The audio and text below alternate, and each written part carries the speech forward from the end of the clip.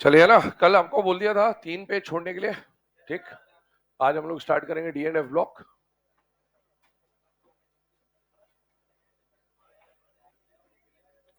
D and F block में सबसे पहले हम लोग बेटा डी ब्लॉक से स्टार्ट करेंगे, है ना। इस चैप्टर की अगर हम लोग बात करें तो चैप्टर को 2-3 पार्ट्स में डिवाइड करेंगे। 2-3 पार्ट में से एक पार्ट तो पूरा एफ ब्लॉक हो गया साइड में। डी ब्लॉक की अगर बात करें तो डी ब्लॉक को 2 पार्ट में डिवाइड किया जाएगा। बेसिकली एक पार्ट होगा फिजिकल एंड केमिकल प्रॉपर्टीज का, जहां पर आप एलिमेंट्स के बारे में पढ़ेंगे, और दूसरा पार्ट होगा कंपाउंड्स की प्रिपरेशन और प्रॉपर्टीज, जहां पर हमें मेनली KMnO4 और K2Cr2O7 की प्रिपरेशन एंड प्रॉपर्टीज के बारे में पढ़ना होता है। ठीक है, सबसे पहले स्टार्ट करें अगर डी ब्लॉक के बारे में, तो कुछ ऐसी बातें यहाँ पर आ रही होंगी जो ऑलरेडी आपने पीरियोडिक टेबल वगैरह में पढ़ रखी है, और कुछ नई बातें यहाँ पर आ रही होंगी ना। सबसे पहले हम कुछ बेसिक से स्टार्ट कर रहे हैं जो हमने पीरियोडिक टेबल में पढ़ा होता है। अगर हम लोग बात करें डी ब्लॉक की या डी ब्लॉक एलिमेंट्स की, तो डी ब्लॉक एलिमेंट क्या होते हैं बेटा, याद करिए। पीरियोडिक टेबल में हमने बोला था अगर किसी भी एलिमेंट का लास्ट इलेक्ट्रॉन एस में जाता है तो एस ब्लॉक, पी में जाता है पी ब्लॉक, डी में जाता है डी ब्लॉक, और एफ में जाता है तो एफ ब्लॉक। तो डी ब्लॉक के अगर हम बात करें तो लास्ट इलेक्ट्रॉन किस में जाना चाहिए, डी में। लेकिन डी के साथ जो क्वांटम नंबर चलता था वो n, n-1, n-2 में से क्या होता है n-1। और n-1 को आप क्या बोलते हैं, पेनल्टीमेट शेल बोलते हैं या आउटर मोस्ट शेल बोलते हैं या प्री पेनल्टीमेट बोलते हैं बेटा, पेनल्टीमेट शेल। तो जिन भी एलिमेंट का लास्ट इलेक्ट्रॉन पेनल्टीमेट डी में एंटर होता है उन्हें डी ब्लॉक एलिमेंट कहा जाता है ना। स्टेटमेंट बोल रहा हूं, लिखिएगा। Those elements in which last electron, those elements in which last electron enters in, those elements in which last electron enters in penultimate d subshell, those elements in which last electron enters in penultimate d subshell, penultimate मतलब n-1d है ना, penultimate d subshell are called d block elements, है ना, are called d block elements। अगला point आता है बेटा D block का general electronic configuration. Again periodic table में पढ़ा हुआ है, NS0 to 2, N-1D 1 to 10। और इसमें याद करिएगा कि 0 केवल और केवल एक एलिमेंट के साथ होता था, दैट एलिमेंट वाज पैलेडियम। लिख लें फटाफट इसको। General electronic configuration NS0 to 2, N-1D 1 to 10, और NS0 केवल और केवल हमें पैलेडियम के साथ देखने को मिलता था।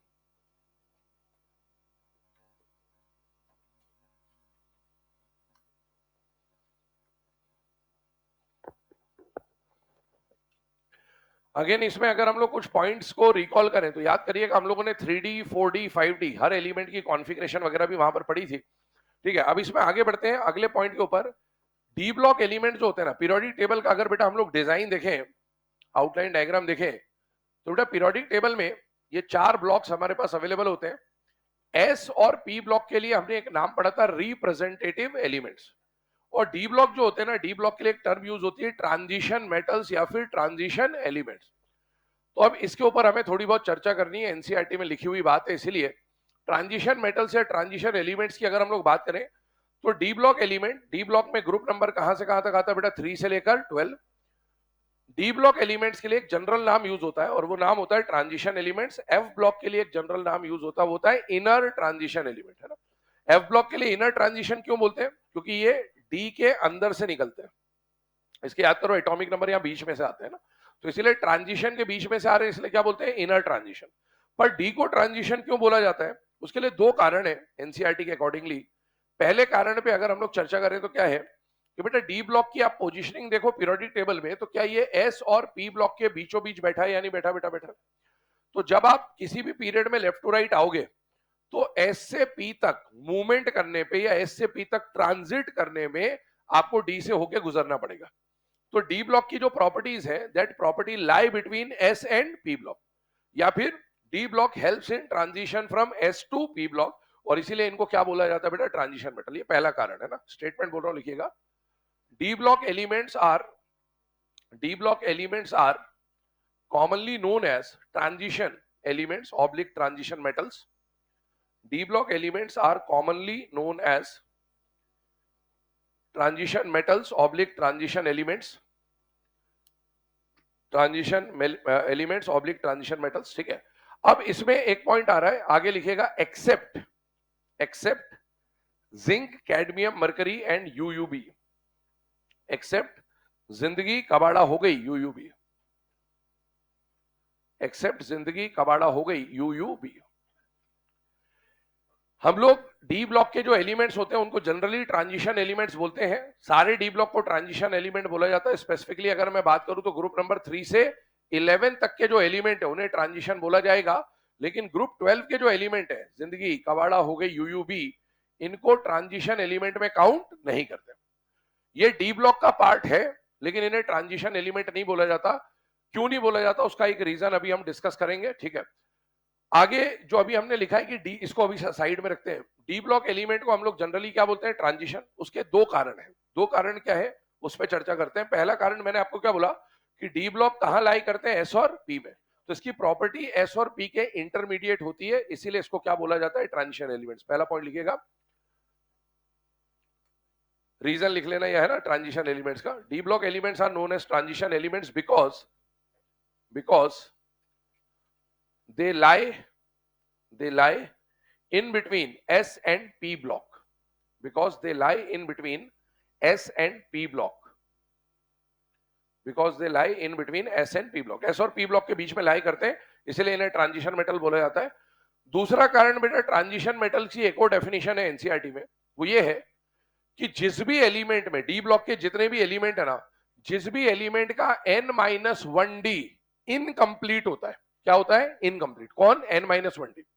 अगर किसी भी एलिमेंट का n-1d इनकम्प्लीट है डी ब्लॉक में, तो उसे ट्रांजिशन मेटल बोला जाएगा। मतलब कहीं पर भी आपको D10 नहीं मिलना चाहिए।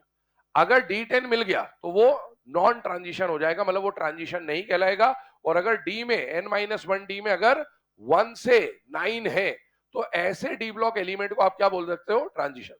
लेकिन इसके लिए भी दो बातें हैं।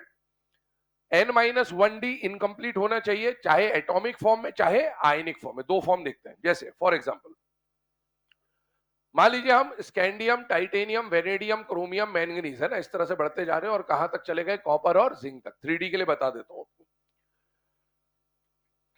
n-1d अगर किसी का इनकम्प्लीट है तो उसे ट्रांजिशन बोला जाएगा, है ना, ये लॉजिक है। और या तो एटॉमिक फॉर्म में इनकम्प्लीट हो और या फिर आयनिक फॉर्म में हो, दोनों में से किसी एक में भी इनकम्प्लीट हो जाएगा तो उसे ट्रांजिशन बोल देंगे। स्कैंडियम की बात करिए। स्कैंडियम का कॉन्फ़िगरेशन हम लोग लिखते हैं तो क्या आता है? Argon 4s2 3d1। क्या इसका n-1d कंप्लीट है या इनकम्प्लीट है? इनकम्प्लीट। अगर किसी का n-1d इनकम्प्लीट है तो ऐसे डी ब्लॉक के एलिमेंट्स को आप क्या बोल दोगे? Transition metals. तो scandium comes under the category of transition metals. बाकियों को चेक नहीं करा रहा हूं, सीधे यहां पर आते हैं, कॉपर और जिंक पे बात करते हैं। कॉपर का जो कॉन्फ़िगरेशन होता है वो एक्सेप्शनल होता है बेटा। Argon 4s1 3d10। क्या इसका n-1d इनकम्प्लीट है या कंप्लीट है? कंप्लीट है। तो इसको तो अभी ट्रांजिशन नहीं बोल सकते। लेकिन अभी हमने कौन सा फॉर्म देखा है? एटॉमिक। आयनिक भी देखना है। और कॉपर के दो आयन मिलते हैं नेचर में, क्यूप्रस और क्यूप्रिक। जब कॉपर +1 में आएगा तो +1 में कितना इलेक्ट्रॉन रिलीज कर देगा? एक इलेक्ट्रॉन रिलीज करेगा तो इसका कॉन्फ़िगरेशन बन जाएगा 3d10। एक ये चला गया, 3d10 बचा। अभी भी ये ट्रांजिशन नहीं है क्योंकि अभी भी डी भरा हुआ है। लेकिन जब ये कॉपर +2 बनाएगा तो इसका कॉन्फ़िगरेशन हो जाएगा 3d9। क्या आयनिक फॉर्म में इसके पास इनकम्प्लीट n-1d है बेटा? यस। और इसीलिए अगर कोई भी एलिमेंट, डी ब्लॉक का ऐसा एलिमेंट जिसके पास एटॉमिक या आयनिक फॉर्म में इनकम्प्लीट डी आ जाए तो इसका मतलब है उसे हम लोग क्या बोल देंगे? ट्रांजिशन। तो अगर स्कैंडियम ट्रांजिशन है, कॉपर भी ट्रांजिशन है, तो बीच वाले ऑटोमेटिकली ट्रांजिशन होंगे ही होंगे और उनके ग्रुप भी क्या हो जाएंगे? ट्रांजिशन। जिंक पे आइए। जिंक का कॉन्फ़िगरेशन एटॉमिक फॉर्म में अगर आप देखेंगे तो क्या बनेगा बेटा? 4s2 3d10। और जब जिंक को आप आयनिक फॉर्म में ले जाओगे, जिंक का केवल एक आयन बनता है नेचर में, वो होता है Zn+2। तो जिंक का जब आयन बनाओगे Zn+2, तो Zn+2 के समय पे इसका कॉन्फ़िगरेशन क्या होगा? ये 4s2 चला जाएगा, क्या बचेगा? 3d10। तो इसके पास एटॉमिक फॉर्म में भी डी कंप्लीट है और आयनिक फॉर्म में भी डी कंप्लीट है, मतलब इसके पास इनकम्प्लीट डी नहीं है। और अगर इनकम्प्लीट डी नहीं है तो फिर इसे ट्रांजिशन मेटल नहीं बोला जाएगा, क्योंकि ट्रांजिशन उसी को बोला जाएगा जिसके पास n-1d भरा हुआ नहीं है, चाहे एटॉमिक चाहे आयनिक, उसके पास दोनों फॉर्म में भरा है। और इसलिए जिंदगी कबाड़ा हो गई यूयूबी वाले एलिमेंट्स को ट्रांजिशन मेटल में काउंट नहीं करते। डी ब्लॉक का मेंबर तो मानते हैं लेकिन ट्रांजिशन मेटल में काउंट नहीं करते। स्टेटमेंट बोल रहा हूं, लिखिएगा। those D block elements, ऐसा लिखिए, those D block elements which have incomplete, those D block elements which have incomplete n minus 1D subshell, those D block elements which have incomplete n minus 1D subshell in atomic or ionic form, in atomic or ionic form are considered as transition metals, are considered as transition metals. तो transition metal बोलने के दो कारण होते हैं, पहला होता है कि एस और पी के बीच में लाई करता है, और दूसरा ये कॉन्फ़िगरेशन वाला पॉइंट है। दोनों सही है, दोनों एनसीईआरटी की बातें हैं, दोनों में से जो मिल जाए वो सही है, ठीक है ना। अब हमें यह पता चल गया कि जिंदगी कबाड़ा हो गई को हम ट्रांजिशन में काउंट नहीं कर सकते, उसका कारण मैंने आपको बता दिया, ठीक। अब आगे बढ़ते हैं। ये जो कॉन्फ़िगरेशन हमने देखा था ना, वो लिखने की जरूरत नहीं, कॉन्फ़िगरेशन वगैरह वो आपको लिखा दिया स्टेटमेंट के फॉर्म में ना। अब देखो आगे इसमें अगला पॉइंट समझते हैं। अगला पॉइंट क्या है कि डी ब्लॉक एलिमेंट्स की जब बात होती है, बेटा एक बात बताओ, जनरली हमारे पीरियोडिक टेबल में कितने ग्रुप्स हैं? 18। ग्रुप में जितने भी एलिमेंट रखे जाते हैं, क्या उनकी प्रॉपर्टी जनरली सेम होती है या नहीं होती? होती है। जिनकी प्रॉपर्टी जनरली सेम होती है उन्हीं को तो ग्रुप में रखा जाता है। ग्रुप में जब आप मूव कर रहे हो तो इसे हॉरिजॉन्टल बोलेंगे या वर्टिकल बोलेंगे? वर्टिकल। तो एक पॉइंट आता है कि ग्रुप में आने वाले मेंबर्स वर्टिकल सिमिलैरिटी दिखाते हैं। क्या दिखाते हैं? Vertical similarity. वर्टिकल सिमिलैरिटी मतलब ग्रुप में आने वाले एलिमेंट्स की प्रॉपर्टी सेम है। डी ब्लॉक एलिमेंट्स के बारे में एनसीईआरटी लिखता है they show vertical as well as horizontal similarity. Very important point. D block के जो एलिमेंट्स होते हैं, भैया ग्रुप के तो प्रॉपर्टी सेम होगी, उसमें तो कुछ सोचना ही नहीं, वो तो एस ब्लॉक भी दिखाएगा, वो तो पी ब्लॉक भी दिखाएगा। पर डी ब्लॉक में ग्रुप की प्रॉपर्टी तो सेम है ही है, पीरियड की भी प्रॉपर्टी बहुत सारी सेम होती है। जैसे फेकोनी का साइज लगभग सेम होता है। ऐसी बहुत प्रॉपर्टी होती है जो इनकी सिमिलर होती है, और इसीलिए हम लोग डी ब्लॉक एलिमेंट्स के बारे में बोलते हैं कि D block element show vertical as well as horizontal similarity. Next point यही है, लिखिएगा। दे शो मतलब डी ब्लॉक के लिए बात कर रहे हैं ना। They show vertical as well as horizontal similarities. They show vertical as well as horizontal similarities. They show vertical as well as horizontal similarities. ठीक है, चलिए अब आगे बात करते हैं। ये जितने भी पॉइंट अभी हम लोगों ने डिस्कस करे, इसके बाद नेक्स्ट पॉइंट की तरफ मूव कर रहे हैं। अगला पॉइंट जो हमारे सामने आ रहा है वो आ रहा है इनकी प्रॉपर्टीज से रिलेटेड। प्रॉपर्टीज से रिलेटेड अगर हम लोग बात करें तो मैंने आपको बोला था पहले हम लोग इसके फिजिकल प्रॉपर्टीज या जनरल प्रॉपर्टीज के ऊपर बात कर रहे होंगे, तो हेडिंग डाल लीजिएगा फिजिकल प्रॉपर्टीज। फर्स्ट पॉइंट यहां पर लिखेंगे जनरल कैरेक्टरिस्टिक्स।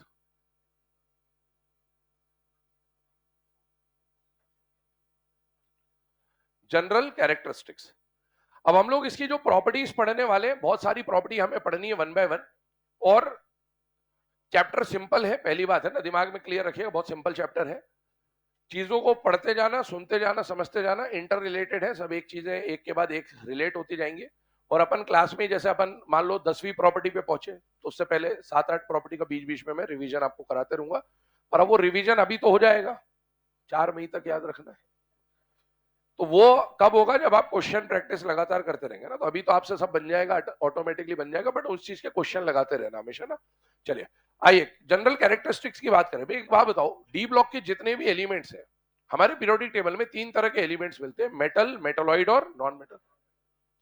डी ब्लॉक में क्या मिलते हैं? मेटल मिलते हैं, मेटलॉइड मिलते हैं, नॉन मेटल मिलते हैं, तीनों मिलते हैं। क्या मिलते हैं? मेटल। पूरा एस ब्लॉक, पूरा डी ब्लॉक, पूरा एफ ब्लॉक सिर्फ और सिर्फ मेटल होता है।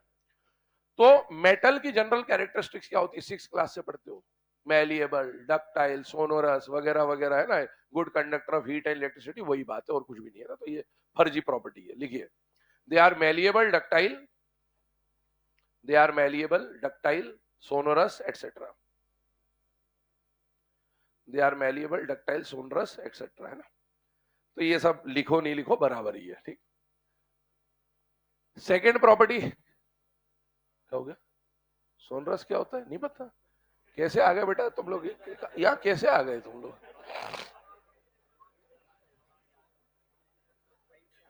क्या ही होगा तुम्हारा? प्रसाद चढ़ा चढ़ा के आए हो तुम लोग, है ना। 10वीं भगवान पास करा दो, 2 किलो लड्डू चढ़ा दूंगा। ऐसे नीट के लिए भी चढ़ा के आना कि 20 किलो लड्डू चढ़ा दूंगा, फिर भी तुम्हारी नहीं सुनी जाएगी। सोनोरस का मतलब जो साउंड प्रोड्यूस करते हैं, ठीक है। आइए यहां पर अगर हम लोग बात करें जनरल कैरेक्टरिस्टिक्स के बाद दूसरा जो प्रॉपर्टी हमें पढ़ना है वो आता है बेटा मैग्नेटिक नेचर या मैग्नेटिक मोमेंट के ऊपर हम लोग बात कर रहे हैं ना, ध्यान से देखिएगा। अब ये जो प्रॉपर्टी हम लोग पढ़ने वाले है ना, बहुत इंपॉर्टेंट प्रॉपर्टी, और ध्यान से सुनना, डी ब्लॉक में मैं आपको मेंशन करते हुए चलूंगा कि कुछ प्रॉपर्टी जो डी ब्लॉक में आप पढ़ रहे हो ना वैसी की वैसी आपको एफ ब्लॉक में भी पढ़ने को मिलेगी, तो बिल्कुल पैटर्न सेम होता है। तो डी ब्लॉक में जो हम डिस्कस करेंगे बता दूंगा कि ऐसी प्रॉपर्टी एफ ब्लॉक में भी आएगी। जैसे ये प्रॉपर्टी जो आप डी में पढ़ रहे हो एज इट इज आपको कहां मिलेगी, एफ ब्लॉक में भी मिलेगी। ठीक, इधर देखिएगा, डी ब्लॉक के अंदर हमारे पास अलग अलग सीरीज है, 3D series, 4D series, 5D series, 6D series. 3D series belongs to fourth period, n-1 होता है। 4D series belongs to fifth period, 5D belongs to six period, 6D belongs to seventh period. ये सब हम कई बार discuss कर चुके हैं। हमें 3D, 4D, 5D, 6D में से मेनली 3D ही पढ़ना है। तो हमारे सिलेबस में एनसीईआरटी में जब आप डी ब्लॉक उठाओगे तो एक टेबल दे रखा है आपको शुरुआत में, वही आईई, रेडियस, वेडियस, इस तरह का। उसमें आपको 3D के ही वैल्यूज दे रखे हैं। तो हमें मेनली कौन सा सीरीज पढ़ना है, 3D। लेकिन बीच बीच में पैराग्राफ में 3D के अलावा उसने 4D, 5D के बारे में भी कुछ बातें लिख रखी है, वो हम साथ साथ डिस्कस करेंगे। बट हमारा जो मेन पॉइंट ऑफ फोकस रहेगा वो 3D सीरीज रहेगा। ठीक है, आइए यहां पर मैग्नेटिक मोमेंट की बात करें तो सबसे पहले 3D सीरीज से हम लोग इसको समझते हैं, और ऐसे ही कुछ आपको एफ ब्लॉक में भी पढ़ने को मिलेगा 4F सीरीज के बारे में, लेंथेनाइट्स के बारे में। 3D सीरीज के एलिमेंट याद करिए कौन है, scandium, titanium, vanadium, chromium, manganese, iron, cobalt, निकल, कॉपर और जिंक। अब जिसको ये भी याद नहीं आ रहा, खत्म है खेल बेटा आपका, है ना, बेटर लक नेक्स्ट टाइम। हाँ, सीधी बात। आगे बात करें, scandium, titanium, vanadium, chromium, manganese, iron, cobalt, निकल, कॉपर और जिंक। आपको अब इनके अंदर अगर मैग्नेटिक मोमेंट निकालना है तो फिर क्या लिखना पड़ेगा, इसका इलेक्ट्रॉनिक कॉन्फ़िगरेशन। अरे इसमें मैं जो बोलता हूं कि भाई खेल खत्म है तो सही बोलता हूं, गलत थोड़ी बोलता हूं। अब अगर इतने दिनों के बाद भी तुमको अगर यही याद नहीं है तो फिर तो क्या ही करोगे ना। अब बुरा लग सकता है किसी को, पर बुरा लगने का कुछ नहीं, सही बुरा लग सकता है कई बार, पर सही वही है। अली लिली मिली बेटी आइए, स्कैंडियम से जिंक की बात कर रहा हूं, ध्यान सुनिएगा। स्कैंडियम से जिंक की बात करें तो बेटा यहां पर अगर हम इलेक्ट्रॉनिक कॉन्फ़िगरेशन की बात करें तो ध्यान सुनना, स्कैंडियम का कॉन्फ़िगरेशन क्या होता है, आर्गन 4s2 3d1, ठीक है ना। टाइटेनियम की कॉन्फ़िगरेशन की बात करें तो क्या आ जाएगा बेटा, आर्गन 4s2 3d2। वेनेडियम की बात करें तो आर्गन 4s2 3d3। क्या क्रोमियम में एक्सेप्शन आ जाता था, यस। याद करिए 3D सीरीज के लिए हमने पढ़ा था D4 D9 नहीं आएगा और D5 D10 रिपीट होगा। हाँ, जो अब याद कर पा रहे बहुत बढ़िया। 4s1 3d5 है ना, ये इलेक्ट्रॉन यहां से यहां जम कर जाता था। यहां पर नॉर्मल कॉन्फ़िगरेशन आ जाता था 4s2 3d5। यहां पर बेटा आर्गन 4s2 3d6। यहां पर आ जाए तो आर्गन 4s2 3d7। यहां पर आ जाइए तो आर्गन 4s2 3d8। ये नॉर्मल कॉन्फ़िगरेशन चल रहे हैं। क्या कॉपर में भी एक्सेप्शन आ जाता था, यस, आर्गन 4s1 3d10। और जिंक की बात करें तो normal configuration argon 4s2 3d10। ये इनके कॉन्फ़िगरेशंस है और ये भी हम पढ़ चुके हैं, और कम से कम इनके कॉन्फ़िगरेशन तो याद होने ही चाहिए, है ना। अब इसमें देखो, इसमें हमें अनपेयर्ड इलेक्ट्रॉन के ऊपर फोकस करना है। किसके ऊपर फोकस करना है, अनपेयर्ड इलेक्ट्रॉन। चेक करिएगा जरा ध्यान से, एक लाइन बोल रहा हूं, ध्यान सुने।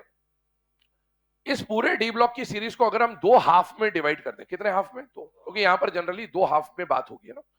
तो हाफ का मतलब क्या होता है कि भैया स्कैंडियम से लेकर मैंगनीज एक हाफ बनता है लॉजिकली देखा जाए तो, और आयरन से लेकर जिंक दूसरा हाफ बनता है लॉजिकली देखा जाए तो। वो किटी पार्टी वो है तुम्हारी आपस में हंसी मजाक, क्या हो गया बेटा, ऐसे इतना मुस्कुरा रही है? तुम इतना जो मुस्कुरा रहे हो, है? क्या गम है जिसको छुपा रहे हो ना सर। चलो इसके वाह, तुमको ताली बजाने को मौका दे दो, बस ताली बजाने।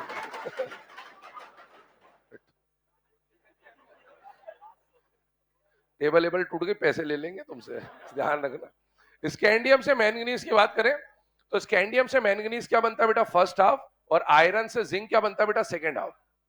अब ध्यान सुनना, अगर हम एक स्टेटमेंट बोल रहा हूं, जो हम 3D में बात कर रहे हैं ऐसे ही 4F में आएगा। 4F में कितने एलिमेंट होंगे? 14। तो 1 से 7 फर्स्ट हाफ और 8 से लेकर 14 second half. Generally first half में नंबर ऑफ अनपेड इलेक्ट्रॉन बढ़ते हैं और सेकेंड हाफ में नंबर ऑफ अनपेड इलेक्ट्रॉन कम होते हैं। क्यों ऐसा होगा कि जनरली फर्स्ट हाफ में इलेक्ट्रॉन बढ़ेंगे और सेकेंड हाफ में इलेक्ट्रॉन कम होंगे? क्योंकि आप जानते हो कि पहले hunts rule of maximum multiplicity ये बोलता है कि पहले इलेक्ट्रॉन की क्या होगी? सिंगल फिलिंग, और सिंगल फिलिंग होगी तो अनपेड बढ़ेंगे और फिर बाद में क्या हो जाएगी? पेयरिंग। पेयरिंग होगी तो अनपेड इलेक्ट्रॉन कम हो जाएंगे। तो वैसे ही कुछ यहां पर आपको देखने को मिलेगा, है ना। बस यहां पर क्रोमियम और कॉपर में एक्सेप्शनल कॉन्फ़िगरेशन, उसकी वजह से हल्का फुल्का चेंज आएगा, बट एक जनरल पैटर्न होता है कि number of unpaired electron first half of the series में बढ़ते हैं और second half of the series में कम होते हैं। अच्छा मुझे बताओ, अगर नंबर ऑफ अनपेड इलेक्ट्रॉन बढ़ेंगे तो mu S magnetic moment, spin only magnetic moment बढ़ेगा या कम होगा? बढ़ेगा। एक अनपेड इलेक्ट्रॉन होगा तो 1 पॉइंट समथिंग, 2 अनपेड है 2 पॉइंट समथिंग, 5 अनपेड है 5 पॉइंट समथिंग। तो हम क्या बोलेंगे कि शुरू के हाफ में नंबर ऑफ अनपेड इलेक्ट्रॉन बढ़ेंगे, सेकंड हाफ में नंबर ऑफ अनपेड इलेक्ट्रॉन कम होंगे। नंबर ऑफ अनपेड इलेक्ट्रॉन बढ़ेंगे तो स्पिन मैग्नेटिक मोमेंट बढ़ेगा, पैरा मैग्नेटिक कैरेक्टर भी बढ़ेगा। और सेकंड हाफ में अनपेड इलेक्ट्रॉन कम होंगे पेयरिंग होने की वजह से, और म्यू एस भी कम हो जाएगा और पैरा मैग्नेटिक कैरेक्टर भी कम होगा। चेक करिएगा। इसके पास बताइए कितना अनपेड इलेक्ट्रॉन है? एक। इसके पास 2, इसके पास 3, इसके पास 6। देख लीजिए, एस में 1 भी तो है। इसके पास कितने अनपेड इलेक्ट्रॉन है? 6। अब ये एक्सेप्शनल है, वैसे 3 के बाद 4 आना था। कायदे से मान लो ये 4s2 3d4 होता तो 4 ही होते, लेकिन यहाँ एक्सेप्शन आ गया ना। और यहां पर कितने अनपेड इलेक्ट्रॉन है? 5 4 3 2 1 और 0। तो जब हम यहां पर फर्स्ट हाफ बोलेंगे, वैसे फर्स्ट हाफ कायदे से मैंगनीज तक होना चाहिए था, बट एक्सेप्शन की वजह से ये हमारा फर्स्ट हाफ बन गया जहां बढ़ रहा है, और वो हमारा सेकेंड हाफ बन गया जहां पर कम हो रहा है। अब देखो, फर्स्ट हाफ में अगर मैं बात करूं, फर्स्ट हाफ मतलब स्कैंडियम टू क्रोमियम को अब मैं फर्स्ट हाफ बोल रहा हूं। क्या फर्स्ट हाफ में number of unpaired electron increase हो रहे हैं या डिक्रीज हो रहे हैं? बेटा इंक्रीज हो रहे हैं। नंबर ऑफ अनपेड इलेक्ट्रॉन बढ़ेगा तो बताओ mu S under root N N plus 2 Bohr magneton बढ़ेगा या कम होगा? बढ़ेगा। म्यू एस को क्या नाम दिया जाता है? Spin only magnetic moment. और म्यू एस बढ़ेगा इसका मतलब है पैरा मैग्नेटिक कैरेक्टर या पैरा मैग्नेटिज्म भी बढ़ेगा। सेकेंड हाफ में चले, क्या नंबर ऑफ अनपेड इलेक्ट्रॉन बढ़ रहे हैं या कम हो रहे हैं? बेटा कम हो रहे हैं। अगर नंबर ऑफ अनपेड इलेक्ट्रॉन कम हो रहे तो म्यू एस का वैल्यू भी कम हो जाएगा, और म्यू एस कम हो जाएगा इसका मतलब है पैरा मैग्नेटिक कैरेक्टर भी कम हो जाएगा। आपसे अगर पूछा जाए इनमें से कोई डाया मैग्नेटिक है या नहीं है? अरे बोलो, कौन है? जिंक। जिसका 0 अनपेड इलेक्ट्रॉन है उसका मतलब है वो डाया है, बाकी सब क्या हो जाएंगे? पैरा। नोट करिए फटाफट से।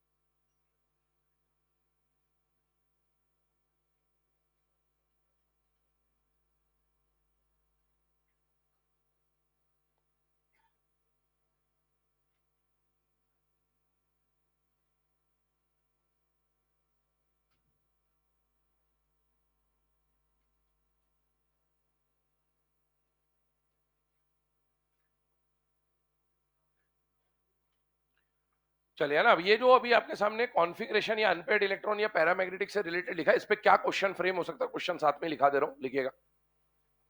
विच of the following, which of the following element, which of the following element is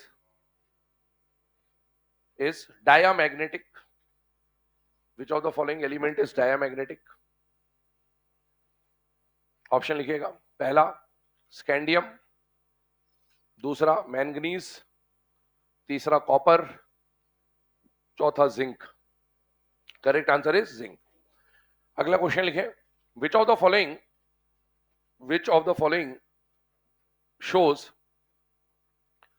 maximum number of unpaired electrons in ground state, option वही चारों हैं। ऊपर कॉपर लिखा था ना अपन ने, कॉपर के बदले क्रोमियम कर लेना, थर्ड ऑप्शन है ना, स्कैंडियम, मैंगनीज, कॉपर के बदले क्रोमियम और जिंक। तो करेक्ट आंसर कौन हो जाएगा? क्रोमियम, है ना, 6 अनपेयर्ड है उसके पास। अगर मान लो क्रोमियम नहीं होता ऑप्शन में तो आंसर क्या हो जाता? मैंगनीज हो जाता है ना, फिर उसके बाद सबसे ज्यादा अनपेयर्ड होते हैं। चलिए, तो ये इसके ऊपर बेसिक जो बनने वाले क्वेश्चन है वो हमने डिस्कस करा। अब आगे का पॉइंट सुनिएगा। अगला पॉइंट क्या आ रहा है? दो प्रॉपर्टी हमने समझी, तीसरी प्रॉपर्टी की तरफ बढ़ रहे हैं। तीसरा प्रॉपर्टी जो आ रहा है वो आएगा मेल्टिंग पॉइंट, बॉइलिंग पॉइंट और डेंसिटी की तरफ हम जाएंगे ना। जैसा हम लोगों ने एस और पी ब्लॉक में, याद करिए, मेल्टिंग पॉइंट, बॉइलिंग पॉइंट पढ़ा था, तो मैंने बोला था टोटल एस ब्लॉक के 2 ग्रुप और पी ब्लॉक के 13, 14, 15, 16, 17, 18, तो हमारे पास 8 ग्रुप थे। शुरू के 4 छोटा बड़ा हार्ड सॉफ्ट, और बाद के जो 4 थे वो मास से या वंडरवॉल से सॉल्व होते थे। तो वहां पर मैंने आपको उनके लिए लॉजिक बताया था। डी ब्लॉक में क्या होता है? डी ब्लॉक में अभी आप सीरीज की बात करेंगे, तो सीरीज में यहां पर जो मेल्टिंग पॉइंट होता है और जो बॉइलिंग पॉइंट होता है वो नंबर ऑफ अनपेयर्ड इलेक्ट्रॉन पे डिपेंड करता है। किस पे डिपेंड करता है? Number of unpaired electron. ये प्योर मेटल का लैटिस होगा। जैसे कोबाल्ट है तो बस पूरे लैटिस में cobalt cobalt cobalt cobalt cobalt ही होगा, और मेटल मेटल के बीच में बनने वाला बॉन्ड मेटालिक बॉन्ड होता है। जितने ज्यादा अनपेयर्ड इलेक्ट्रॉन होते हैं, जैसे कोवेलेंट बॉन्ड याद करो, कोवेलेंट बॉन्ड का फॉर्मेशन क्यों होता था? अनपेयर्ड इलेक्ट्रॉन की पेयरिंग के लिए। वैसे ही मेटालिक बॉन्ड भी वैसे ही बनेगा। अगर किसी के पास ज्यादा अनपेयर्ड इलेक्ट्रॉन है तो वो ज्यादा मेटालिक बॉन्ड बनाएगा। अब मुझे बताओ, अगर किसी एलिमेंट के पास ज्यादा अनपेयर्ड इलेक्ट्रॉन है और वो ज्यादा मेटालिक बॉन्ड बना रहा है, तो इसका मतलब है वहां पर बॉन्ड स्ट्रेंथ अच्छी खासी होगी। और बॉन्ड स्ट्रेंथ अच्छी खासी होगी तो बताओ, जो लैटिस बनेगा वो मजबूत बनेगा या खोखला बनेगा? मजबूत बनेगा, क्योंकि ज्यादा बॉन्ड बन रहे तो पैकिंग अच्छी हो जाएगी। और क्योंकि वो मजबूत बनेगा तो उसका मेल्टिंग पॉइंट भी क्या हो जाएगा? ज्यादा। इसीलिए जितने ज्यादा अनपेयर्ड इलेक्ट्रॉन होंगे उतने ज्यादा मेटालिक बॉन्ड बनेंगे, जितने ज्यादा मेटालिक बॉन्ड बनेंगे लैटिस उतना स्ट्रांग बनेगा, लैटिस जितना स्ट्रांग बनेगा मेल्टिंग पॉइंट उतना ज्यादा। तो इनडायरेक्टली अपन ये बोल देंगे कि अनपेयर्ड इलेक्ट्रॉन ज्यादा तो मेल्टिंग पॉइंट ज्यादा। आइए इसके ऊपर डिस्कशन स्टार्ट करते हैं। थर्ड नंबर की जो प्रॉपर्टी हमें पढ़नी है यहां पर, दैट इज मेल्टिंग पॉइंट। तो मेल्टिंग पॉइंट का सीधा सा एक सिंपल सा लॉजिक है, नंबर ऑफ अनपेयर्ड इलेक्ट्रॉन से सॉल्व होगा। अभी मैं कुछ बता रहा हूं आपको, पहले समझ लीजिए, फिर लिखाने का काम करूंगा। इधर देखिए, मान लीजिए हमारे पास जो एलिमेंट है वो यही सारे एलिमेंट है, स्कैंडियम, टाइटेनियम, वेनेडियम वगैरह वगैरह, है ना। इसी को अभी यहीं पे समझा दे रहा हूं, देख लीजिए ना, फिर वहां लिख लेंगे। Unpaired electron left to right जाने पर बढ़ रहे हैं। अब मुझे बताओ, अगर अनपेयर्ड इलेक्ट्रॉन बढ़ रहे हैं तो इसका मतलब यह है कि मेटालिक बॉन्ड की क्वांटिटी भी बढ़ रही होगी। शुरू के फर्स्ट हाफ में as the number of unpaired electron increases, as the number of unpaired electron increases, melting point also increases। क्योंकि जितने ज्यादा अनपेयर्ड इलेक्ट्रॉन होंगे उतने ज्यादा मेटालिक बॉन्ड बनाएगा, लैटिस उतना मजबूत बनेगा, मेल्टिंग पॉइंट बढ़ जाएगा। In the second half, as the number of unpaired electron decreases, melting point also decreases। पहले तो ये अपन ने एक जनरल स्टेटमेंट देख लिया कि अनपेयर्ड इलेक्ट्रॉन बढ़ेगा मेल्टिंग पॉइंट बढ़ेगा, अनपेयर्ड इलेक्ट्रॉन कम होगा मेल्टिंग पॉइंट कम होगा। अब अगला पॉइंट आपसे क्या पूछ सकता है कि भैया इनमें से बताओ हाईएस्ट मेल्टिंग पॉइंट किसका होगा और इनमें से लोएस्ट किसका होगा। तो आपको क्या देख लेना है? Unpaired electron. मुझे बताइए, सबसे ज्यादा अनपेयर्ड इलेक्ट्रॉन क्या क्रोमियम के पास है या नहीं है? तो क्रोमियम का मेल्टिंग पॉइंट 3D सीरीज में सबसे ज्यादा, ये मैक्सिमम मेल्टिंग पॉइंट रखता है। और मिनिमम मेल्टिंग पॉइंट बोले तो कौन हो जाएगा? जिंक, क्योंकि इसके पास अनपेयर्ड इलेक्ट्रॉन है ही नहीं, तो ये मेटालिक बॉन्ड बनाएगा नहीं, बस लैटिस में जिंक जिंक आसपास पड़े हुए होंगे, बस दैट्स इट। तो पहला point, as the number of unpaired electron increases melting point increases. Second, as the number of unpaired electron decreases melting point decreases, है ना। पहले हेडिंग डाल लीजिए, मेल्टिंग पॉइंट लिखना स्टार्ट करें, इतने पॉइंट लिखो फिर आगे बात करते हैं।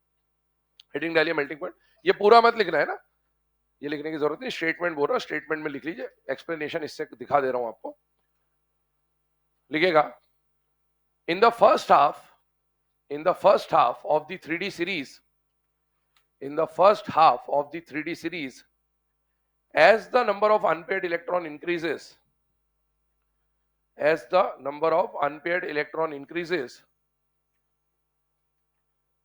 melting point also increases, full stop। Whereas in the second half, whereas in the second half, as the number of unpaired electron decrease, whereas in the second half, as the number of unpaired electrons decrease, melting point also decreases. melting point also decreases. First half कहने का मतलब कहां से कहां तक हो गया बेटा, स्कैंडियम टू क्रोमियम, और सेकंड हाफ कहने का मतलब है मैंगनीज टू जिंक, है ना, ये ध्यान रखिएगा हमेशा। अगला पॉइंट लिखे, chromium chromium has maximum melting point in 3D series. Chromium has maximum melting point in 3D series. क्यों इसका मेल्टिंग पॉइंट सबसे ज्यादा होगा? क्योंकि सबसे ज्यादा अनपेयर्ड इलेक्ट्रॉन है। Chromium has maximum melting point in 3D series, whereas zinc has lowest melting point in 3D series, क्योंकि इसके पास अनपेयर्ड इलेक्ट्रॉन है ही नहीं और इसीलिए इसका मेल्टिंग पॉइंट सबसे कम है। Chromium has maximum melting point in 3D series and zinc has lowest melting point in 3D series। ठीक है, अब आगे बढ़ते हैं। ये दो पॉइंट जो हमने डिस्कस करे, इसके बाद ये तो 3D सीरीज के ऊपर चर्चा हो गई। अब इस 3D सीरीज में अभी हम एक इसका ग्राफ भी देखेंगे, बट उससे पहले कुछ और बातें आपको बता रहा हूं। बेटा 3D के जैसे ही अगर मैं 4D और 5D की बात करूं अगर, तो 4D और 5D में भी लगभग यही कहानी आपको देखने को मिलेगी। और कहानी क्या बनेगी देखिएगा, जैसे 3D में क्रोमियम का मेल्टिंग पॉइंट सबसे ज्यादा है, 4D में इसी ग्रुप के आने वाले एलिमेंट करोड़ों मोल वाला, इनका मेल्टिंग पॉइंट अपनी अपनी रिस्पेक्टिव सीरीज में सबसे ज्यादा होगा। मतलब 3D में क्रोमियम, 4D में मॉलिब्डेनम, 5D में टंगस्टन, ये हाईएस्ट मेल्टिंग पॉइंट दिखाते हैं। और मिनिमम की बात करूं तो 3D में जिंदगी कबाड़ा हो गई। इसका मतलब इनका मेल्टिंग पॉइंट अपनी अपनी रिस्पेक्टिव सीरीज में मिनिमम है। अगला स्टेटमेंट यही है, लिखिएगा, करोड़ों मोल वाला chromium, molybdenum, tungsten show maximum melting points in their respective series. करोड़ों मोल वाला chromium, molybdenum, tungsten show maximum melting point in their respective series, whereas जिंदगी कबाड़ा हो गई ZnCdHg show minimum melting point in their respective series। तो अगर chromium और zinc की कहानी समझ में आ गई, तो वैसे ही 4D और 5D के लिए हम जनरलाइज कर दे रहे हैं कि करोड़ों मोल वाला का मेल्टिंग पॉइंट अपनी अपनी सीरीज में सबसे ज्यादा, और जिंदगी कबाड़ा हो गई का मेल्टिंग पॉइंट अपनी अपनी सीरीज में सबसे कम।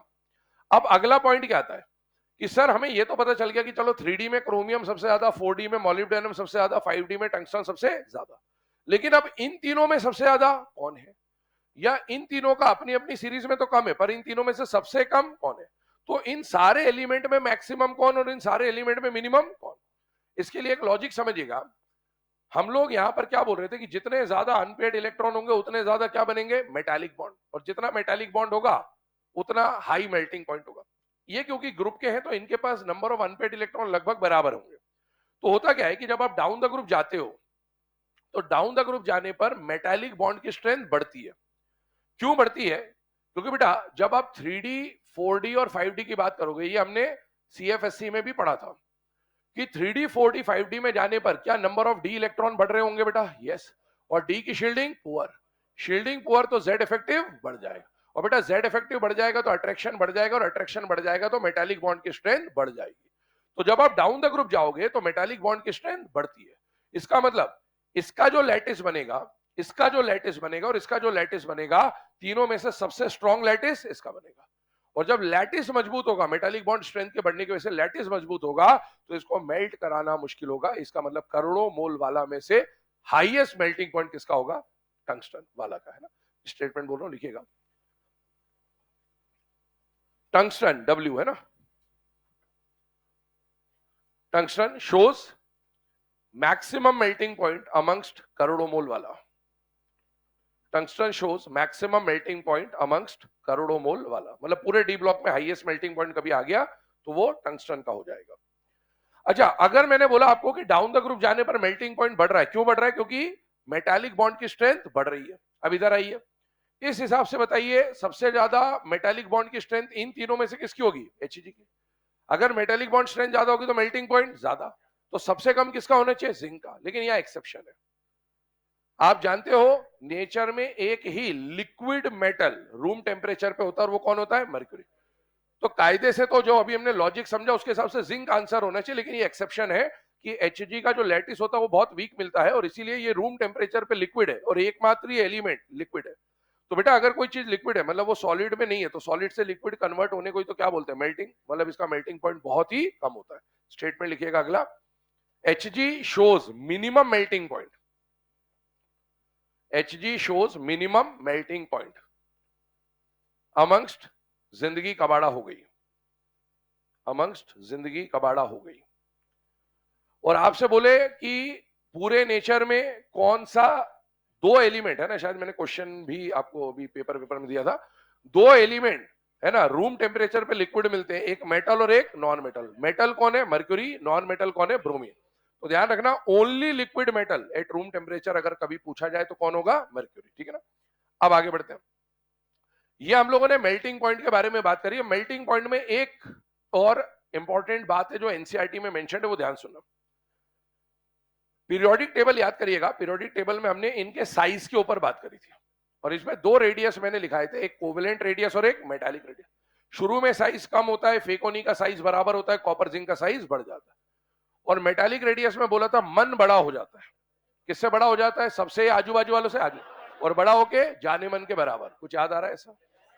वही पॉइंट यहां पर भी आपको काम आएगा एक्चुअल में। अब जब आप इसके मेल्टिंग पॉइंट का ग्राफ बनाओगे तो ध्यान सुनना, फर्स्ट हाफ में अनपेड इलेक्ट्रॉन बढ़ रहे हैं तो मेल्टिंग पॉइंट बढ़ेगा, सेकेंड हाफ में कम हो रहा है, मेल्टिंग पॉइंट कम होगा। अभी आप ड्रॉ मत करना, चेंज करूंगा इसमें। तो अगर मैं यहां पर मेल्टिंग पॉइंट ले लूं और यहां पर एटॉमिक नंबर ले लूं, है ना, एलिमेंट्स का, तो बेटा फर्स्ट हाफ में अनपेड इलेक्ट्रॉन बढ़ रहे हैं, मेल्टिंग पॉइंट बढ़ना चाहिए, और सेकेंड हाफ में अनपेड इलेक्ट्रॉन कम हो रहे तो मेल्टिंग पॉइंट कम होना चाहिए। ऐसा कुछ ग्राफ इसका बनना चाहिए था। लेकिन इसका जो ग्राफ है वो ऐसा नहीं मिलता है। इसका ग्राफ जो देखा गया है वो ऐसा है,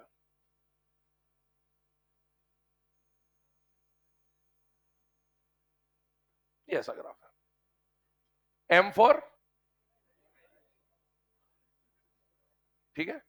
अब M फॉर मेल्टिंग पॉइंट इसका ग्राफ है, ध्यान से देखिएगा। यहां से आप स्टार्ट कर रहे हैं, दिस इज स्कैंडियम, टॉप पे गए, कौन आ गया, क्रोमियम। अब यहां पर स्कैंडियम, टाइटेनियम, वेनेडियम, क्रोमियम ऐसा कुछ चल रहा है ना, अपने को डेटा से ज्यादा कोई मतलब नहीं है। यहां पर इससे कम, अब इसका बाद का जो ग्राफ है वो ऐसा सिंगल लाइन होना चाहिए था। मतलब क्रोमियम से कम मैंगनीज, मैंगनीज से कम आयरन, कोबाल्ट, निकल, कॉपर और जिंक। जिंक को आप देखेंगे तो स्कैंडियम के नीचे रखा है अपन ने, लोएस्ट मेल्टिंग पॉइंट। ये जो एलिमेंट है ये है मैंगनीज। अब क्रोमियम से मैंगनीज का मेल्टिंग पॉइंट तो कम होना ही चाहिए था, उसमें तो कोई दिक्कत नहीं है, लेकिन मैंगनीज से कम किसको होना था, आयरन को। तो मैंगनीज जो है उसका जो मेल्टिंग पॉइंट है वो क्रोमियम से तो कम होना था, लेकिन आयरन से ज्यादा होना चाहिए। मैंगनीज यहां कहीं आना था, आयरन के ऊपर आना था। लेकिन आप देखोगे तो इसके बारे में एनसीईआरटी में एक स्टेटमेंट लिखा है कि जो मन तक रे है, ये वाला जो ग्रुप है, इसमें से मैंगनीज और टेक्नीशियम एक्सेप्शनल बिहेवियर दिखाते हैं, और मन तक का जो मेल्टिंग पॉइंट है ना वो एक्सेप्शनली लो हो जाता है। एक्सेप्शनली लो मतलब अपने आजू बाजू वालों से इसका मेल्टिंग पॉइंट कम हो जाता है। जैसे वहां पर आजू बाजू वालों से साइज बढ़ जाता था, यहां पर आजू बाजू वालों से मेल्टिंग पॉइंट कम हो जाता है। क्यों कम हो जाता है, कारण वही है, कारण है वीक मेटालिक बॉन्डिंग। क्या है वीक मेटालिक बॉन्डिंग का कारण, समझिएगा। मान लो ये मैंगनीज है, मैंगनीज है, मैंगनीज है ना, मैंगनीज का हमने क्या बना दिया, लैटिस बना दिया। तो बहुत सारे मैंगनीज, अब मैंगनीज के पास हमने अभी देखा था फिलहाल में कितने अनपेड इलेक्ट्रॉन थे, 5, और आयरन के पास थे 4, तो इसका मेल्टिंग पॉइंट ज्यादा होना था, इसका कम होना था, लेकिन हो उल्टा गया। कैसे हो गया देखिए, मैंगनीज का कॉन्फ़िगरेशन याद करिए 4:3d5 होता है, और 4:3d5 बताइए कि स्टेबल कॉन्फ़िगरेशन है या अनस्टेबल कॉन्फ़िगरेशन, स्टेबल, स्टेबल है 4:3d5, हाफ फील्ड स्टेबल है, और इवन 4:2 भी स्टेबल है। अगर ये स्टेबल है तो इसका मतलब है इसका कॉन्फ़िगरेशन ऑलरेडी स्टेबल है। कोई भी चीज बॉन्ड जब बनाता है तो क्यों बनाता है, स्टेबल होने के लिए। पर क्या इसका कॉन्फ़िगरेशन ऑलरेडी स्टेबल है, यस। इसका मतलब जो MN का बॉन्ड बनेगा, भैया ये भी स्टेबल, ये भी स्टेबल, तो ये जैसे जितना अच्छा, जितनी शिद्दत के साथ इसको मेटालिक बॉन्ड बनाना चाहिए था, उतना स्ट्रॉन्ग बॉन्ड ये नहीं बनाएगा। क्यों, क्योंकि ऑलरेडी स्टेबल है, इसको स्टेबिलिटी की ज्यादा जरूरत नहीं है। तो ये वहां पर लैटिस में सिर्फ ऐसे पड़े हुए हैं, पर ये उतना स्ट्रॉन्ग बॉन्ड का फॉर्मेशन नहीं कर रहा जितना इसको करना चाहिए था। क्यों, क्योंकि इनकी कॉन्फ़िगरेशन कैसी है बेटा, स्टेबल। अब स्टेबल होने की वजह से ये ज्यादा स्ट्रॉन्ग मेटालिक बॉन्ड का फॉर्मेशन नहीं करेंगे। कैसा बॉन्ड बनाएंगे? वीक। तो बस ये दिखावे के लिए ऐसा हल्का फुल्का बॉन्ड बना ले रहे। अब ये दिखावे के लिए बॉन्ड बना रहे, इसी वजह से इनका इंटरन्यूक्लियर डिस्टेंस बढ़ जाता था और रेडियस बढ़ जाता था। पहली बात तो मन आजू बाजू वालों से बड़ा हो जाता है, वो कारण था। और उसी वजह से अगर ये दिखावे के लिए बॉन्ड बना रहे तो बताओ लैटिस अंदर से मजबूत होगा या खोखला होगा? बेटा खोखला होगा। और लैटिस अगर खोखला है, हॉलो है, इसका मतलब मेल्टिंग पॉइंट ज्यादा होगा या कम होगा? कम होगा। और इसीलिए मैंगनीज जो है वो एक्सेप्शनली लो मेल्टिंग पॉइंट दिखाता है। उसका कारण एनसीईआरटी ने बोला है due to stable electronic configuration, और उसका स्टेबल कॉन्फ़िगरेशन कहने से मतलब है मेटालिक बॉन्ड जो बनेगा वो क्या बनेगा? वीक। नोट बना के लिखिएगा, MnNTC मन तक है ना, ये दो दिखाते हैं, रे में कोई एक्सेप्शन नहीं है, नॉर्मल ट्रेंड है। MnNTC show exceptionally low melting point, MnNTC show exceptionally low melting point. MnNTC show exceptionally low melting point due to weak metallic bonding, as a result of stable half-filled electronic configuration. Weak metallic bonding as a result of stable half-filled electronic configuration. ठीक है, ये graph आपके सामने बना हुआ है, graph बना लीजिए। तो मेल्टिंग पॉइंट से रिलेटेड जो भी बातें एनसीईआरटी में है वो सब आपके सामने आ गई है। पहला, जितने ज्यादा अनपेड इलेक्ट्रॉन मेल्टिंग पॉइंट उतना ज्यादा, अनपेड इलेक्ट्रॉन कम मेल्टिंग पॉइंट कम। 3D में क्रोमियम सबसे ज्यादा, जिंक सबसे कम। करोड़ों मोल वाला का मेल्टिंग पॉइंट अपनी अपनी सीरीज में सबसे ज्यादा, जिंक कैडमियम मरकरी का मेल्टिंग पॉइंट अपनी अपनी सीरीज में सबसे कम। डाउन द ग्रुप जाने पर मेटालिक बॉन्ड की स्ट्रेंथ बढ़ती है, तो करोड़ों मोल वाला में से टंगस्टन जो है वाला जो है उसका मेल्टिंग पॉइंट सभी में सबसे ज्यादा होगा। ZnCdHg में कायदे से जिंक का मेल्टिंग पॉइंट कम होना चाहिए था, लेकिन एक्सेप्शनली Hg का मेल्टिंग पॉइंट सबसे कम होता है, only liquid metal at room temperature. और Mn और Tc स्टेबल इलेक्ट्रॉनिक कॉन्फ़िगरेशन की वजह से वीक मेटालिक बॉन्डिंग करते हैं, और इसीलिए इनका जो मेल्टिंग पॉइंट है वो एक्सेप्शनली कम हो जाता है, तो they have exceptionally low melting point. चलिए, है ना। अब ये तो बात करी बेटा हमने मेल्टिंग पॉइंट के बारे में। मेल्टिंग पॉइंट के बाद अगली जो प्रॉपर्टी हमें पढ़नी है वो है बॉइलिंग पॉइंट। तो आइए बॉइलिंग पॉइंट के ऊपर हम लोग डिस्कशन स्टार्ट करते हैं। बॉइलिंग पॉइंट को हम लोग एक प्रॉपर्टी के साथ में पढ़ेंगे, और वो प्रॉपर्टी है बेटा enthalpy of atomisation. Enthalpy of atomisation बोलूं, और यहीं पर साइड में मैं क्या लिख दे रहा हूं? Boiling point. एक बात मैं यहां पर आपको क्लियर कर दूं, जनरली ऐसा होता है कि जो मेल्टिंग पॉइंट और बॉइलिंग पॉइंट है उसका ट्रेंड एक जैसा होता है। इसका मतलब यह है कि जैसे अभी हमने बोला मेल्टिंग पॉइंट किसके ऊपर डिपेंड कर रहा था? नंबर ऑफ अनपेयर्ड इलेक्ट्रॉन पे। वैसे यहां पर यह बोला जाता है कि जनरली बॉइलिंग पॉइंट भी किस पे डिपेंड करता है? नंबर ऑफ अनपेयर्ड इलेक्ट्रॉन पे। लेकिन मेल्टिंग पॉइंट और बॉइलिंग पॉइंट में से जो मेल्टिंग पॉइंट है वो अनपेयर्ड इलेक्ट्रॉन को बहुत बढ़िया तरीके से फॉलो करता है ना। बस मैंगनीज को अगर भूल जाए तो बेहतरीन तरीके से फॉलो किया। लेकिन जो बॉइलिंग पॉइंट है ना, उसकी जब वैल्यूज देखी गई प्रैक्टिकली, तो वो अनपेयर्ड इलेक्ट्रॉन पे हल्का फुल्का डिपेंड कर भी रहा था और नहीं भी कर रहा था। मतलब उसका ट्रेंड उतना स्मूथ नहीं मिला जितना मेल्टिंग पॉइंट का मिला। फिर भी एक जनरल स्टेटमेंट बोला जाता है कि boiling point also depends on number of unpaired electron. ये जनरल स्टेटमेंट है, जनरली इसको सही मानेंगे, लेकिन ये एक्यूरेट नहीं है। जितना मेल्टिंग पॉइंट बेहतरीन तरीके से अनपेयर्ड इलेक्ट्रॉन को फॉलो करता है, ये नहीं करता। तो इसका मैं आपको सीधे सीधे ऑर्डर बनवाऊंगा, ठीक है ना, और एनसीईआरटी की वैल्यू के हिसाब से, ताकि एग्जाम में क्वेश्चन आ जाए तो कम से कम अपने को ऑर्डर पता होना चाहिए।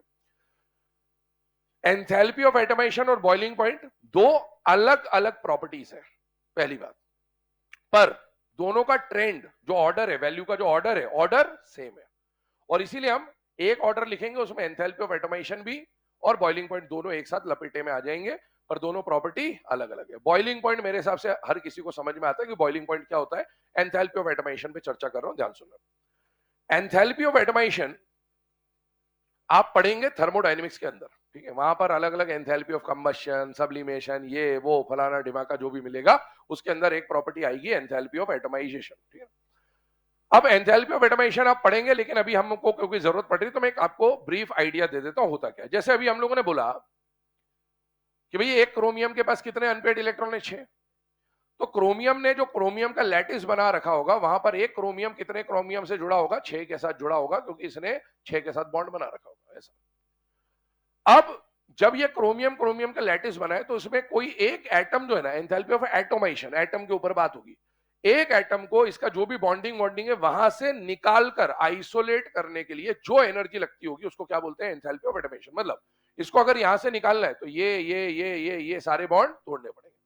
ऐसे हर एलिमेंट के लिए अलग अलग बॉन्ड्स होंगे, अलग अलग बॉन्ड्स आपको तोड़ने पड़ेंगे, और वो जितने बॉन्ड्स आप तोड़ के इसको आइसोलेट करोगे उसमें जो एनर्जी लग रही है उसको क्या बोलते हैं बेटा, एंथैल्पी ऑफ एटोमाइजेशन। मतलब किसी भी कंपाउंड में से एक एटम को आइसोलेट करने के लिए जो रिक्वायर्ड अमाउंट ऑफ एनर्जी होगी उसे बोला जाता है एंथैल्पी ऑफ एटोमाइजेशन। अब आगे बढ़ते हैं। जब आप एंथैल्पी ऑफ एटोमाइजेशन की बात करेंगे तो इसमें ऑर्डर, मैंने बोला बॉइलिंग पॉइंट और एंथैल्पी ऑफ एटोमाइजेशन का ऑर्डर सेम है। बॉइलिंग पॉइंट भी किस पे डिपेंड करता है, नंबर ऑफ अनपेयर्ड इलेक्ट्रॉन पे, पर ये उतना रिलीजियसली फॉलो नहीं करेगा जितना कौन फॉलो करता है, मेल्टिंग पॉइंट। तो इसके लिए हमको सीधे सीधे ऑर्डर याद करना है। याद कैसे करना वो अभी मैं बता दूंगा, पहले मैं ट्रेंड लिख दे रहा हूं ना।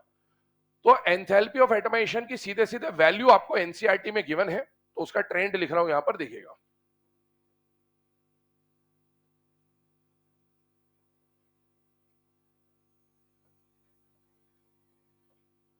ये ट्रेंड है। अब इस ट्रेंड को देखो, याद कैसे करना वो बाद में देखते हैं, पहले ये ट्रेंड आपको याद तो हो जाएगा। इसमें ऑर्डर बनाना है, इंक्रीजिंग है या डिक्रीजिंग है। आप ट्रेंड तो याद करके चले जाओगे। अब साइन ऐसा लगना है या वैसा लगना वो समझिए। मैंने आपको बोला बॉइलिंग पॉइंट या मेल्टिंग पॉइंट किसके ऊपर डिपेंड करता है, अनपेड इलेक्ट्रॉन।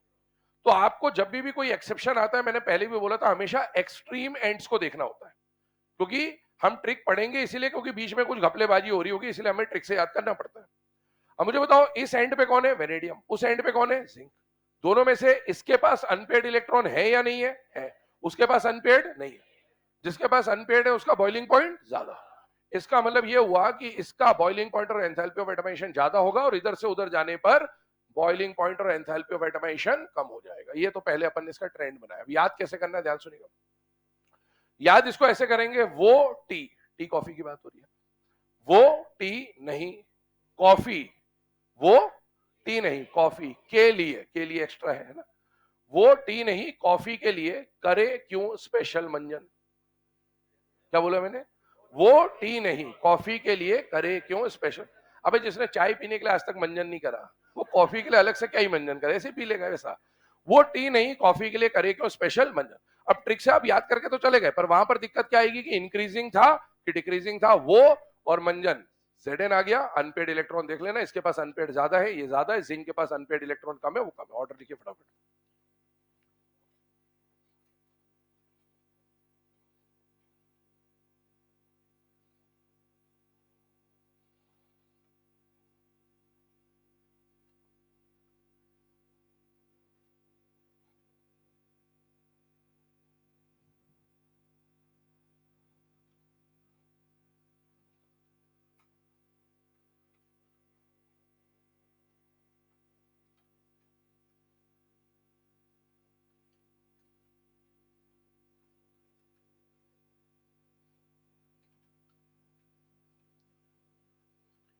चलिए ना, अब ये जो यहां पर हमने ट्रेंड देखा, इसके ऊपर जेई मेंस में कई बार क्वेश्चन आ भी चुके हैं।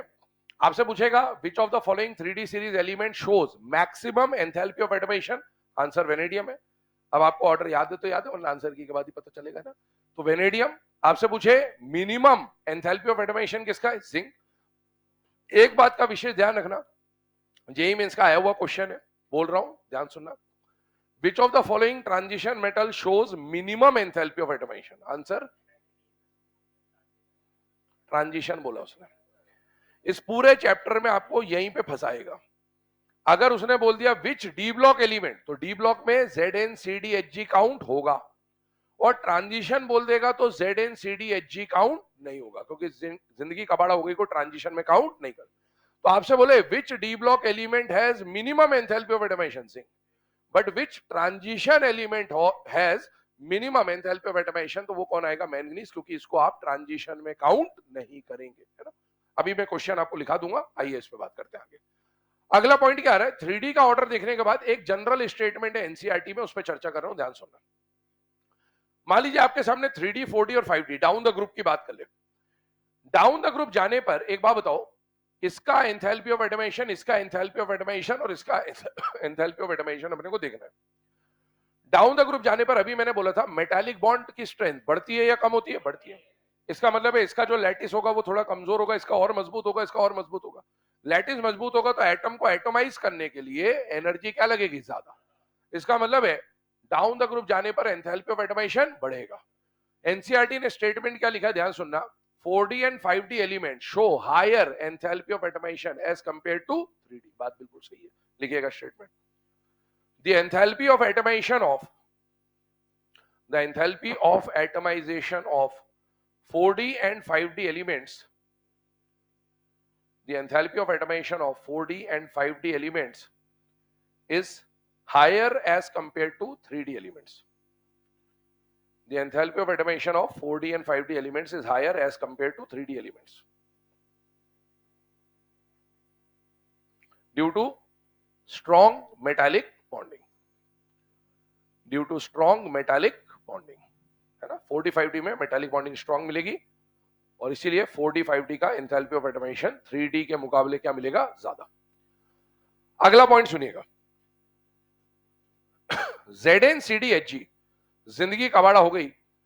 बेटे याद करिए इसके पास अनपेयर्ड इलेक्ट्रॉन कितने थे? 0। अनपेयर्ड इलेक्ट्रॉन 0 थे तो इसका मेल्टिंग पॉइंट ज्यादा था या कम था? कम था। और इनका बॉइलिंग पॉइंट भी क्या है? कम है। लेकिन अब बॉइलिंग पॉइंट के रिस्पेक्ट में बात कर रहा हूं केवल, है ना, मेल्टिंग को भूल जाइए। बेटा अगर इनका बॉइलिंग पॉइंट बहुत ही कम है, इसका मतलब है क्या ये आसानी से बॉइल होंगे या मुश्किल से बॉइल होंगे? आसानी से। आसानी से बॉइल होंगे तो बताओ ये वेपर फॉर्म में जल्दी कन्वर्ट होंगे या बाद में कन्वर्ट होंगे? जल्दी। और क्योंकि पूरे डी ब्लॉक में ये सबसे आसानी से वेपराइज हो जाते हैं, इसीलिए इन्हें वॉलेटाइल मेटल्स भी कहा जाता है। क्या कहा जाता है इन्हें? Volatile metals. तो कभी भी ये नाम आ जाए वॉलेटाइल मेटल, एक नाम आता है coinage metal. Coinage मतलब जिनके सिक्के बनते हैं ना, पीरियोडिक टेबल में क्वेश्चन था, कॉपर सिल्वर गोल्ड, कॉपर के, सिल्वर के, गोल्ड के पुराने समय में सिक्के चलते थे, इसलिए उन्हें कॉइन एज मेटल बोला जाता है। ऐसे एक टर्म आती है वॉलेटाइल मेटल। वॉलेटाइल मेटल मतलब ऐसा मेटल जो आसानी से वॉलेटाइल हो जाए, और वॉलेटाइल अगर आराम से होना है, वेपराइज अगर आराम से होना है, इसका मतलब बॉइलिंग पॉइंट कम होना चाहिए। तो ZnCdHg are known as volatile metal. लिखिएगा स्टेटमेंट, जिंदगी कबाड़ा हो गई। ZnCdHg are known as volatile metals because they have very low boiling point. Because they have very low boiling point.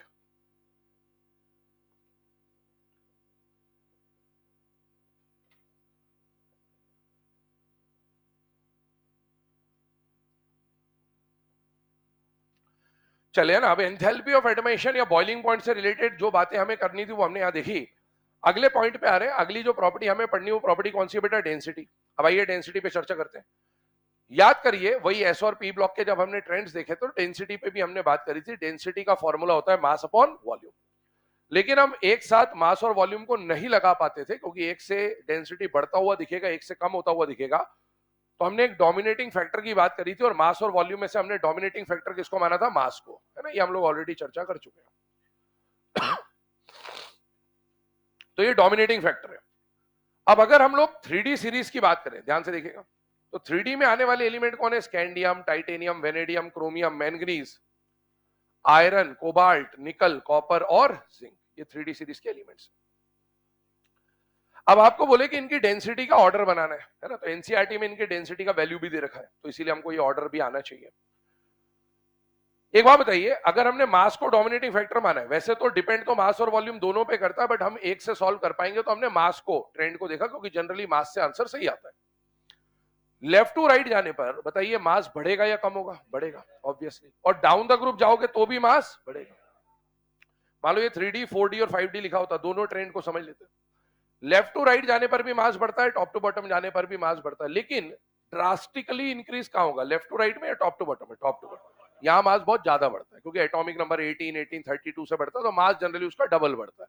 यहाँ पर एटॉमिक नंबर 1, 1 से बढ़ता है, तो मास जनरली 2, 2 या 3, 3 ऐसा कुछ बढ़ेगा। तो लेफ्ट टू राइट जाने पर भी मास बढ़ता है, टॉप टू बॉटम जाने पर भी मास बढ़ता है, पर लेफ्ट टू राइट मास में ज्यादा चेंज नहीं आता, टॉप टू बॉटम ज्यादा चेंज आता है। इसीलिए हम ये बोलते हैं कि top to bottom density drastically बढ़ेगी, क्योंकि मास बहुत ज्यादा बढ़ेगा। लेफ्ट टू राइट भी डेंसिटी बढ़ती है, लेकिन मार्जिनली बढ़ेगी, उतनी ज्यादा नहीं बढ़ेगी जितनी बढ़नी चाहिए। तो बेटा लेफ्ट टू राइट डेंसिटी बढ़ेगी, इसमें ग्रेटर देन या ग्रेटर देन इक्वल टू का भी साइन यूज कर सकते हैं, तो लेफ्ट टू राइट भी डेंसिटी बढ़ेगी। लेकिन एक एक्सेप्शन आता है, वो आता है जिंक। लगातार लेफ्ट टू राइट डेंसिटी बढ़ेगी, लेकिन जिंक की डेंसिटी कम मिलती है। अब जिंक की डेंसिटी का अगर मैं एक्चुअल वैल्यू देखूं तो जिंक यहां पर आता है वैल्यू के हिसाब से इस जगह, है ना। लेकिन अभी अपन यहां पर जब देखें तो कॉपर के कंपैरिजन में हम देखें तो कॉपर से जिंक बढ़ने के बजाय क्या हो जाता है, कम हो जाता है। अब देखो जिंक का डेंसिटी कम क्यों हो गया, उसका कारण समझिएगा। डेंसिटी दो चीजों पर डिपेंड कर रहा है, मास और वॉल्यूम। इसको दो तरीके से समझा जा सकता है, मैं दोनों बता देता हूं आपको। मास तो बढ़ रहा है, डेंसिटी बढ़नी चाहिए थी, लेकिन याद करिए साइज में चेंज आता था। पहले साइज कम होता था, फेकोनी का साइज बराबर हो जाता था, कॉपर जिंक में साइज बढ़ जाता, तो जिंक तक जाने पर साइज में थोड़ा बहुत इंक्रीज आ जाता था। अगर साइज बढ़ेगा इसका मतलब है वॉल्यूम भी बढ़ेगा, और अगर वॉल्यूम बढ़ जाएगा तो डेंसिटी कम हो जाएगी, इसलिए जिंक की डेंसिटी कम हो जाती है। एक तो ये तरीका। दूसरा जो प्रैक्टिकल चीज है, जिसको आपको अगर 3D में आप इमेजिन कर पाते हो तो आप समझ जाएंगे। बेटा डेंसिटी का एक्चुअल मीनिंग क्या है कि एक यूनिट वॉल्यूम में कितना मास आ रहा है, उसी को तो हम क्या बोलते हैं, डेंसिटी।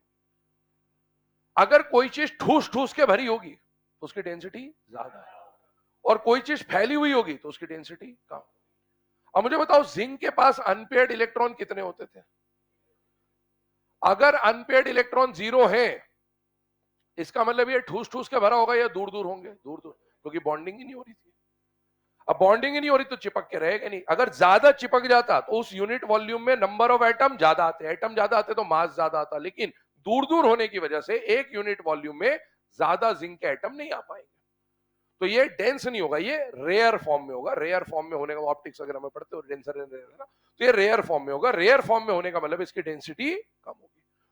तो जिंक जो है वो कम डेंसिटी दिखाता है, उसको आप देखें तो पहला तो आप साइज से समझ सकते हो, दूसरा अगर आप प्रैक्टिकल पिक्चर इमेज कर पाए तो बेटा इसका मतलब है दूर दूर होते हैं, दूर दूर होने की वजह से वहां पर उसकी डेंसिटी ऑब्वियसली कम मिलेगी।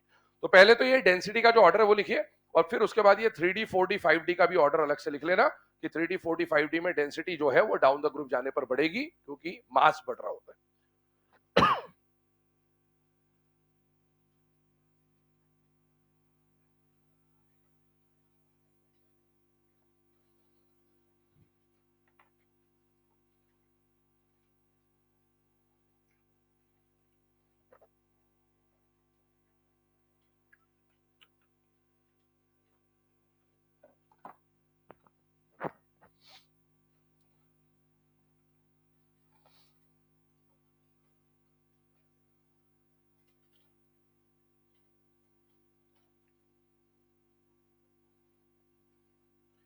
चलिए ना, तो डेंसिटी में हमने एक बात कर ली कि भाई लेफ्ट टू राइट जाने पर जनरली डेंसिटी बढ़ रही है, जिंक में एक्सेप्शन आ जाता है, कम हो जाता है। एक्सेप्शन नहीं है बट ठीक है, ट्रेंड के हिसाब से एक्सेप्शन है।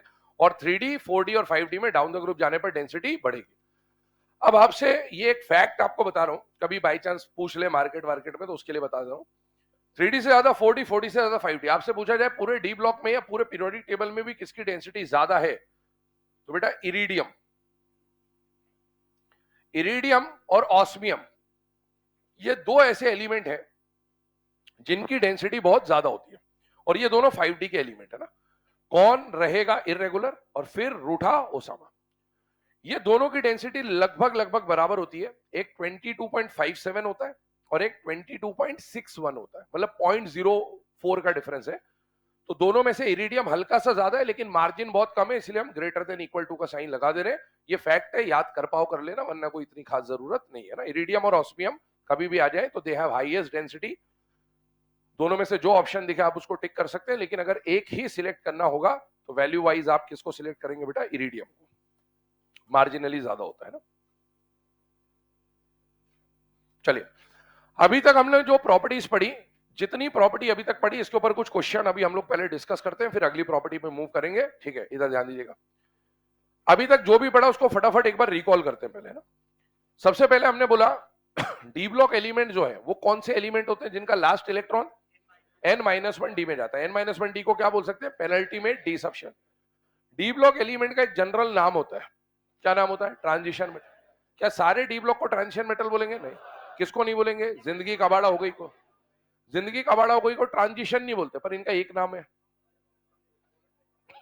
Volatile metal. क्या नाम है इनका, क्यों बोलते हैं वॉलेटाइल, मेल्टिंग पॉइंट कम है या बॉइलिंग पॉइंट कम, मेल्टिंग पॉइंट भी कम है, बॉइलिंग पॉइंट भी कम है, लेकिन वॉलेटाइल बोलने का कारण बॉइलिंग पॉइंट का कम होना है। मान लो वहां असर्शन रीजन आ गया, ZnCd Hg known as volatile metal, reason में स्टेटमेंट लिख दिया they have low melting point, दोनों सही है लेकिन एक्सप्लेनेशन नहीं है, क्योंकि वॉलेटाइल होने का मतलब बॉइल करना होता है ना। तो वहां पर लिखा हुआ है वॉलेटाइल मेटल और रीजन लिखा है दे हैव लो बॉइलिंग पॉइंट, अब सही है, अब एक्सप्लेन भी कर रहा है, इस तरह की बात है ना। अगले प्रॉपर्टी पे आते हैं, अनपेयर्ड इलेक्ट्रॉन पैरामैग्नेटिक डायमैग्नेटिक पे, स्कैंडियम से लेकर जिंक जा रहे हैं, फर्स्ट हाफ मतलब scandium two chromium, second half मतलब मैंगनीज टू जिंक। क्या फर्स्ट हाफ में नंबर ऑफ अनपेयर्ड इलेक्ट्रॉन बढ़ेंगे या कम होंगे? बढ़ेंगे, क्योंकि सिंगल फिलिंग होगी। और सेकंड हाफ में नंबर ऑफ अनपेयर्ड इलेक्ट्रॉन कम होंगे। तो फर्स्ट हाफ में mu S spin magnetic moment paramagnetic character बढ़ेगा, सेकंड हाफ में अनपेयर्ड इलेक्ट्रॉन कम होंगे, म्यू एस भी कम होगा और पैरामैग्नेटिक कैरेक्टर भी कम होगा। ग्राउंड स्टेट में एक ही डायमैग्नेटिक मिलता है, कौन है? जिंक। सबसे ज्यादा अनपेयर्ड क्रोमियम के पास 6। जितने ज्यादा अनपेयर्ड इलेक्ट्रॉन, क्या मेल्टिंग पॉइंट उतना ही ज्यादा होगा? यस। तो फर्स्ट हाफ में मेल्टिंग पॉइंट बढ़ता है, सेकंड हाफ में मेल्टिंग पॉइंट कम होता है। सबसे ज्यादा मेल्टिंग पॉइंट 3D में क्रोमियम, 4D में मॉलिब्डेनम, 5D में टंगस्टन। तो करोड़ों मोल वाला का मेल्टिंग पॉइंट अपनी अपनी सीरीज में सबसे ज्यादा, और इन तीनों में सबसे ज्यादा टंगस्टन। सबसे मिनिमम मेल्टिंग पॉइंट जिंदगी कबाड़ा हो गई, और इन तीनों में सबसे कम मर्क्यूरी है, only liquid metal at room temperature.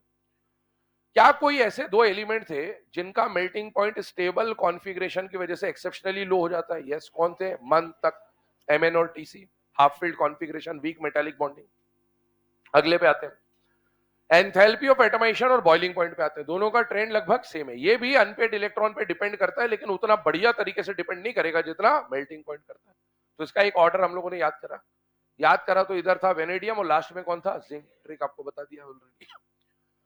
Highest enthalpy of atomization vanadium, minimum enthalpy of atomization zinc, लेकिन ट्रांजिशन एलिमेंट बोलते तो जिंक नहीं आएगा, कौन आ जाएगा? Manganese. 3D 4D 5D down the group जाने पर मेटालिक बॉन्ड की स्ट्रेंथ बढ़ती है या कम होती है? बढ़ती है। और मेटालिक बॉन्ड की स्ट्रेंथ बढ़ेगी तो 3D 4D और 5D में 5D का एंथैल्पी ऑफ एटमाइजेशन ज्यादा होगा। तो 4D और 5D का एंथैल्पी ऑफ एटमाइजेशन 3D के मुकाबले ज्यादा होता है due to stronger metallic bonding. अगले पे आते हैं, ZnCd Hg को वॉलेटाइल बोल दिया, वो सब पढ़ी सुनी लिया आपने। डेंसिटी पे आते हैं, डेंसिटी दो चीजों पे डिपेंड करता है, density is equal to mass upon volume. ज्यादा डोमिनेटिंग फैक्टर मास, तो लेफ्ट टू राइट जाने पर डेंसिटी बढ़ेगी। एक्सेप्शन कौन दिखाएगा? Zinc.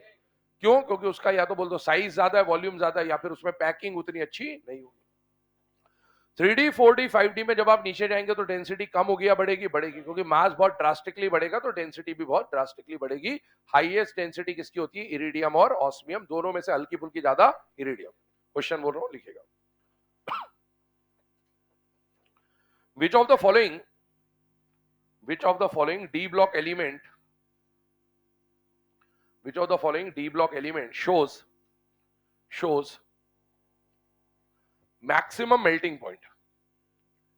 Which of the following D block element shows maximum melting point? Option लिखिएगा, पहला स्कैंडियम, अगला लिखिएगा क्रोमियम, अगला लिखिएगा मैंगनीज, और अगला लिखिएगा zinc. Correct answer is chromium.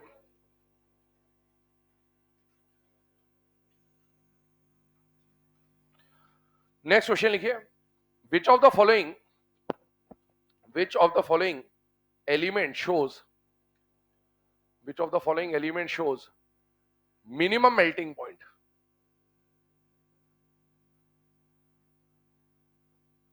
Option वही है, आंसर क्या आ जाएगा? जिंक। ऑप्शन में है ना जिंक, हाँ, जिंक लिख लीजिए।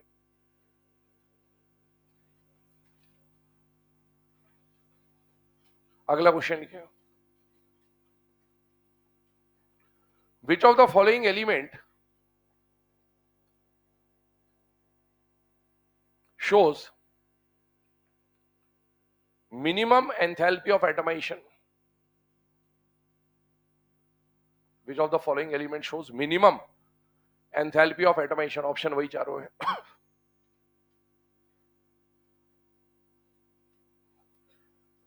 एंथैल्पी ऑफ एटमाइजेशन का ट्रिक से आप सॉल्व कर लेंगे, बताइए कौन आ जाएगा बेटा? जिंक, है ना। नेक्स्ट लिखिए, which of the following transition metal shows minimum enthalpy of atomization? Option वही है. करेक्ट आंसर मैंगनीज हो जाएगा इस बार. ट्रांजिशन बोल दिया तो ध्यान रखिएगा मैंगनीज आ जाएगा, जिंक काउंट नहीं होगा. अगला क्वेश्चन लिखें.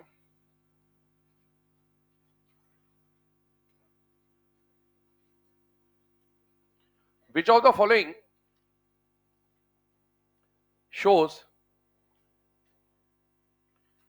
highest melting point? Which of the following shows highest melting point? Option लिखिएगा. Chromium, tungsten, zinc, mercury. Correct answer is tungsten. अगला लिखिएगा. Which of the following element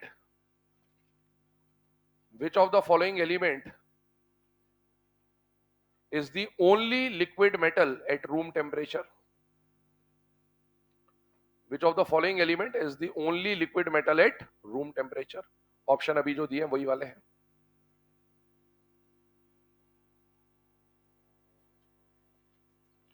correct answer कौन सा हो जाएगा बेटा? मर्क्यूरी है ना.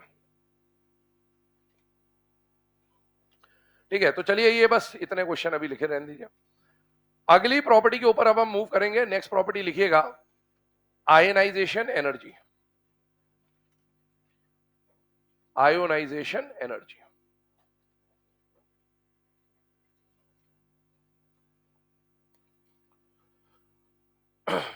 आयनाइजेशन एनर्जी पे जो पॉइंट्स हमें पढ़ने याद करिएगा, इसके बारे में स्टेटमेंट बोल रहा हूं, पहले तो लिख लीजिए. आयनाइजेशन एनर्जी में already studied in periodic table. लिख लीजिए already studied in periodic table, है ना. इसमें बहुत सारी बातें हम लोग पीरियोडिक टेबल में पढ़ चुके हैं. कुछ छोटी मोटी बातें हैं जो यहां पर मैं डिस्कस कर रहा हूं, ध्यान सुनना. पीरियोडिक टेबल अगर आप याद करेंगे तो हमने 3D सीरीज के लिए I1, I2 और I3 तीनों के ऑर्डर बनाए थे बेटा, है ना. एक बार बस मैं फटाफट बना दे रहा हूं, लिखने की कोई जरूरत नहीं, सब आपके पास लिखा हुआ, बस रिकॉल कर लीजिए. Scandium, titanium, vanadium, chromium, manganese, iron, cobalt, निकल, कॉपर और जिंक. हमने बोला था जनरली लेफ्ट टू राइट जाने पर आई बढ़ती है ना. जनरली लेफ्ट टू राइट जाने पर आई बढ़ती है.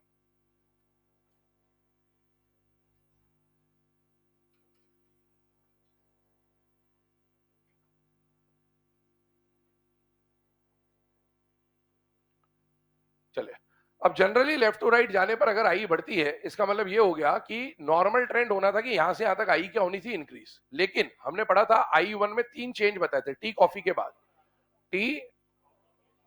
के बाद वाला ऑर्डर इंक्रीज नहीं होता, डिक्रीज होता है ना. ये वाला ऑर्डर ऐसा है, बाकी पूरा ऑर्डर इंक्रीजिंग है.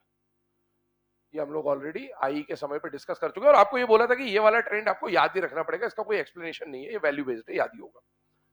जबकि I2 और I3, I2 का I1 का मतलब होता था without removing any electron right the configuration. I2 का मतलब होता था remove 1 electron and right the configuration. I3 मतलब remove 2 electron and right the configuration.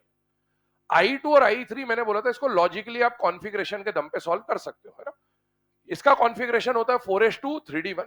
एक इलेक्ट्रॉन जब निकाल दिया, I2 की बात कर रहे हैं, एक इलेक्ट्रॉन जब निकाल दिया तो 4s में से गया, तो इसका कॉन्फिगरेशन बन जाता था 4s1 4s1 4s1, और ये बन जाता था 3d5, क्योंकि 4s1 का इलेक्ट्रॉन चला जाता था तो 3d5 आता था. यहां अगेन 4s1, ये सब 4s1 है, ये भी 4s1 है, ये हो जाता था 3d10 और ये हो जाता था 4s1. और जब एक और इलेक्ट्रॉन निकाल देते तो 4s1 चला जाता था, तो ये बनता था 3d1, ये बनता था 3d2, ये बनता था बेटा 3d3, ये बन जाता था 3d4, यहां पर आता था 3d5 3d6. इस तरह से लगातार बढ़ता जाता था. और मैंने आपको उस समय पे एक लाइन बोली थी कि in ionic form there is rearrangement of electrons. अब याद आए ना आए, पुराने लेक्चर देखिएगा तो आपको वहां मिलेगा. अब आगे बात करते हैं.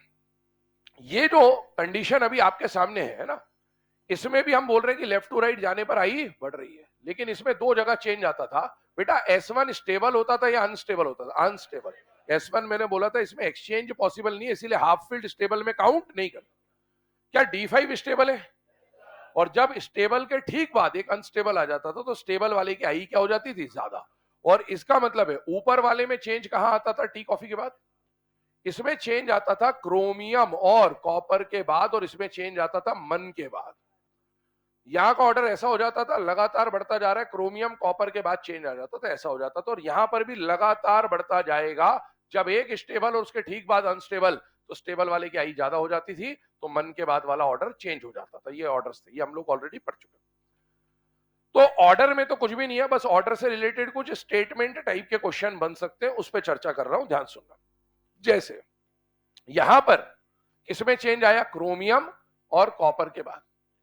तो कायदे से मुझे बताइए, क्रोमियम और मैंगनीज में से लेफ्ट टू राइट के हिसाब से तो मैंगनीज की आई ज्यादा होनी थी, लेकिन क्या क्रोमियम ने दोनों से ज्यादा आई दिखा दी? यस। तो क्रोमियम की आई कम हो गई या बढ़ गई है? बढ़ गई। तो हम बोलेंगे कि chromium and copper show exceptionally high second आई, और मन के बाद वाला ऑर्डर में भी मन बढ़ गया, तो हम क्या बोलेंगे? Mn can show exceptionally high third I. कारण रहेगा स्टेबल कॉन्फ़िगरेशन, क्योंकि इसका भी कॉन्फ़िगरेशन स्टेबल है, इसका भी स्टेबल है और इसका भी स्टेबल है। तो क्वेश्चन के फॉर्म में लिखिएगा, लिखिए why chromium shows exceptionally high second ionization energy. Why chromium shows exceptionally high second ionization energy. ये क्वेश्चन जो क्रोमियम के लिए लिखा रहा हूं, ये एज इट इज कॉपर के लिए भी वैलिड है ना, मैं क्रोमियम एक के लिए लिखा दे रहा हूं। Why chromium shows exceptionally high second I, reason लिखिए due to stable electronic configuration, due to stable electronic configuration, due to stable electronic configuration, है ना। वो स्टेबल इसलिए लिखा है कि कॉपर लिखोगे तो भी स्टेबल आ जाएगा, एक में लिख देगा स्टेबल हाफ फील्ड और एक में लिख देगा स्टेबल फुल फील्ड, वो आप देख लेंगे कि ये D5 और वो D10 है। तो this is stable half filled configuration या स्टेबल कॉन्फ़िगरेशन। अगला क्वेश्चन लिखे, why manganese shows exceptionally high third IE, why manganese shows exceptionally high third IE, why manganese shows exceptionally high third IE? Again reason वही है, due to stable electronic configuration, due to stable electronic configuration।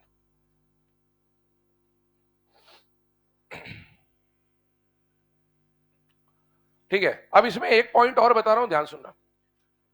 अगर हम manganese की बात करें तो यहां तक तो ठीक है, अब आते हैं इस पे जिंक पे। इधर देखना ना, I3 के रिस्पेक्ट में जिंक की बात करो, क्योंकि जिंक के बाद कोई एलिमेंट नहीं, वरना यहां जिंक के बाद भी चेंज आ जाता। तो जिंक से रिलेटेड एक बात कर रहे हैं।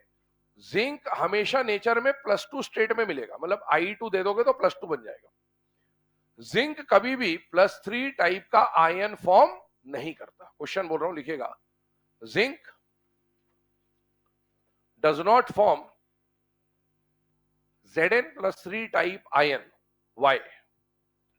Zinc does not form Zn+3 type ion. Why?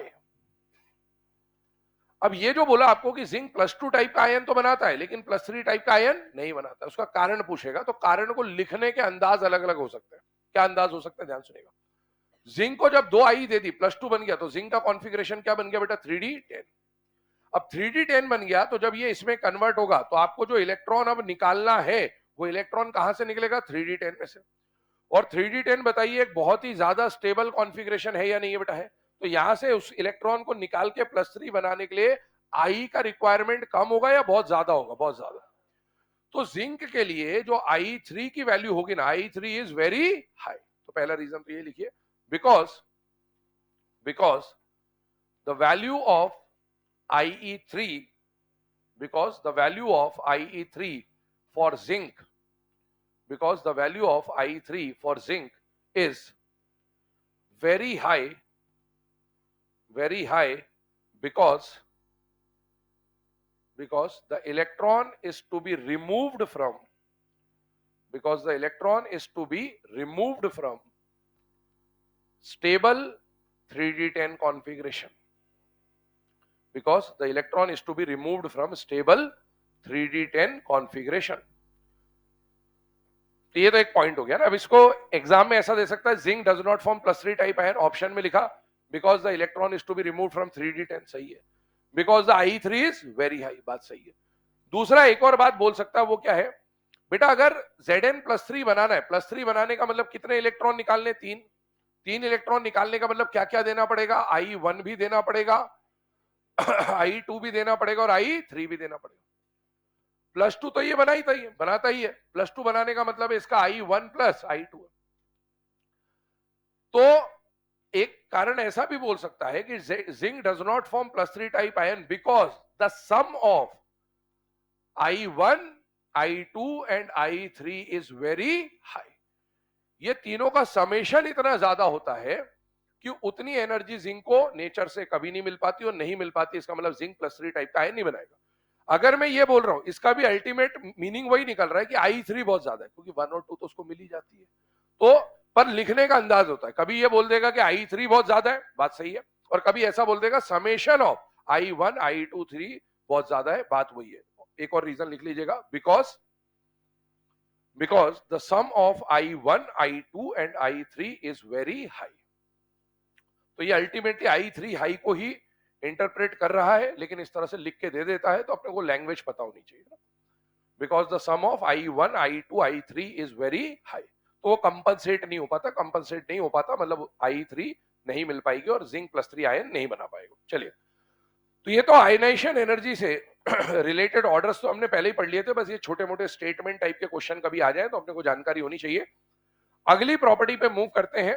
Property है oxidation states, and one of the most important property oxidation state. D block में तो इंपॉर्टेंट है ही है, एफ ब्लॉक में भी इंपॉर्टेंट है, और मेनली आपको ऑक्सीडेशन स्टेट से रिलेटेड क्वेश्चन फ्रीक्वेंटली मिल जाएंगे बेटा एग्जाम में, है ना. तो ऑक्सीडेशन स्टेट स्टार मार्क लगा लीजिएगा, वेरी इंपॉर्टेंट प्रॉपर्टी. अब देखें, ऑक्सीडेशन स्टेट जो हम अभी पढ़ रहे हैं, इससे रिलेटेड और भी कुछ प्रॉपर्टी आएंगी, 2-3 प्रॉपर्टी और आएंगी. स्टेबल ऑक्सीडेशन स्टेट, कौन से कंपाउंड एग्जिस्ट करेंगे नहीं करेंगे, वो सब इसी के आगे कंटिन्यू होगा. तो ये बहुत इंपॉर्टेंट है, ध्यान सुनना. सबसे पहले हम लोग एक बात है ना, जूनियर क्लासेस से सुनते हुए आते हैं, D block element fixed oxidation state दिखाते हैं या वेरिएबल ऑक्सीडेशन. वेरिएबल, ये आपको सबको सुना हुआ है ना. ऑक्सीडेशन स्टेट के आगे लिखिएगा, D block element generally show variable oxidation states. D block element generally show variable oxidation state. तो ये बहुत कॉमन सा पॉइंट है, सबको पता होता है, और इसी वेरिएबल ऑक्सीडेशन स्टेट की वजह से इनको कैटलिस्ट के फॉर्म में भी यूज किया जाता है. D block element show variable oxidation states. अब इधर देखिए, हमें मेनली 3D एलिमेंट्स के वेरिएबल स्टेट्स के बारे में यहां पर पढ़ना है. तो उसके लिए एक तरीका बता रहा हूं. वेरिएबल होने का मतलब ये एक रेंज दिखाती होंगे, मतलब इनका कुछ लोअर स्टेट भी होगा, इनका कुछ हायर स्टेट भी होगा, और उसके बीच में आने वाली स्टेट भी ये दिखाते होंगे. तो 3D के लिए एक जनरल फॉर्मूला है जो जनरली काम कर जाता है मैक्सिमम जगहों पर, वो देखिए. अगर आपको इनमें से किसी का भी लोअर ऑक्सीडेशन स्टेट और हायर निकालना है, तो लोअर स्टेट का फॉर्मूला है नंबर ऑफ ns इलेक्ट्रॉन. किसी भी एलिमेंट की कॉन्फ़िगरेशन में उसके आउटर मोस्ट s में जितने भी इलेक्ट्रॉन है, चाहे पेयर्ड है अनपेयर्ड है कैसे भी है, ns इलेक्ट्रॉन गिन लो और वो उनका लोअर स्टेट होगा. चेक करिएगा, मैंने हर एलिमेंट और उसका कॉन्फ़िगरेशन लिख दिया ऑलरेडी, चेक करते जाएगा, बताते जाएगा. लोअर स्टेट निकालते हैं सभी के. मुझे बताइए ns में कितने इलेक्ट्रॉन है, 2. इसके, इसके, इसका, इसका, बाकी सब 2. तो ये इनका मिनिमम स्टेट हो जाएगा बेटा ना. +2 +2 +2, यहां पर आ जाएगा +1, यहां पर आ जाएगा +2, देन +2, यहां पर भी +2 +2, फिर आ जाएगा +1 और आ जाएगा +2. ये इनके लोअर स्टेट है. अब इनके हायर स्टेट पे बात करते हैं. हायर स्टेट पे बात करें तो हायर स्टेट का फॉर्मूला क्या है बेटा, नंबर ऑफ ns इलेक्ट्रॉन. कैसे भी हो वो तो आपने यहां लिख ही लिया. इसमें और क्या ऐड करना है, number of unpaired n-1d electron. n-1d के इलेक्ट्रॉन जोड़ने तो है, लेकिन वही जोड़ने जो अनपेयर्ड हो. s का कैसा भी हो चलेगा, लेकिन n-1d का अनपेयर्ड. अब याद करो मैग्नेटिक प्रॉपर्टी जो सबसे पहले पढ़ी थी, क्या फर्स्ट हाफ में अनपेयर्ड इलेक्ट्रॉन बढ़ेंगे और सेकेंड में, तो बेटा शुरू में अनपेयर्ड इलेक्ट्रॉन बढ़ेंगे, बाद में कम होंगे. तो शुरू में स्टेट बढ़ेंगी और बाद में कम होंगे. ऐसा आपको ट्रेंड यहां देखने को मिलेगा. ऐसे ही एफ ब्लॉक में भी होगा. अब आप बताओ, number of unpaired n-1d electron की बात कर रहा हूं, मुझे बताइए इसके पास कितने अनपेयर्ड है? डी में देखना, अभी इसको भूल जाइए। अनपेयर्ड कितना है? एक। कितने कितने कितने? 5। डी में अनपेयर्ड 5। इसमें इसमें 3 2 0, एक नहीं 0 है ना, और इसमें भी 0। अब जितने अनपेयर्ड है उसको एस में जोड़ दीजिए। एक अनपेयर्ड +2 +3 आ जाएगा। दो अनपेयर्ड +2 कितना आएगा? +4। पर डायरेक्ट +4 नहीं लिख देना, +4 के अलावा +2 और +4 के बीच में भी एक स्टेट आएगा +3। ये इसका लोअर है, ये इसका हाईएस्ट है। बीच में जो स्टेट आ रहा है 1 से चेंज करके उसको लिखना है, क्योंकि मेटल से एक एक करके इलेक्ट्रॉन लूज करता है ना। कितने अनपेयर्ड है बेटा? 3। 3 + 2 5, तो बेटा +3 +4 और कहां तक जाएगा? +5 तक। कितने अनपेयर्ड है? 5 और +1 कितना हो जाएगा? 6, तो +2 +3 +4 +5 +6 आप देखते जाएंगे, वेरिएबल स्टेट बढ़ती जा रही है। कितने अनपेयर्ड है? 5 प्लस s को 2 ऐड कर देंगे तो +3 +4 +5 +6 +7। अगले पे आइए, अनपेयर्ड डी के इलेक्ट्रॉन देखने। डी में अनपेयर्ड कितने? 4। 4 + 2 6, तो बेटा +3 +4 +5 और +6। अगले पे आए तो 3 अनपेयर्ड +2 तो +5 हो जाएगा, तो +3 +4 +5। अगले पे आइए, निकल के पास 2 अनपेयर्ड इलेक्ट्रॉन है +2, तो टोटल 4 हो जाएगा, दैट इज +3 एंड +4। कॉपर के पास कोई अनपेयर्ड नहीं है, और 1 करेंगे तो 1 ही आएगा, कोई अनपेयर्ड नहीं है, 2 करेंगे तो 2 ही आएगा, तो ये स्टेट आती है। अब इधर देखो ध्यान से, ये जितनी भी स्टेट अपन ने लिखी है, इसमें अभी कुछ जगहों पर गड़बड़ भी है। अब क्या गड़बड़ है वो समझिएगा। टोटल हमने वो जो ऊपर वाला फॉर्मूला है उसकी मदद से 20 स्टेट निकाली। कितनी निकाली? 20। बाकी तो बीच में अपन ने भरी है बस। 10 लोअर स्टेट निकाली और 10 हायर निकाली, और बाकी बीच में जो आता था वो अपन ने भर दिया। तो अपन ने कितनी स्टेट फाइंड आउट करी इसकी मदद से? 20। 20 में से 16 स्टेट सही है, 4 स्टेट गलत है। कितनी गलत है? 4। 4 का मतलब है इसको आधा आधा बांट दो, 2 लोअर में गलत है और 2 हायर में गलत है। कितनी गलत है? 4। 2 लोअर में और 2।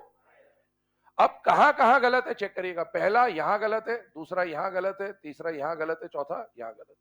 4 जगह पर गलत है। वो चारों जगह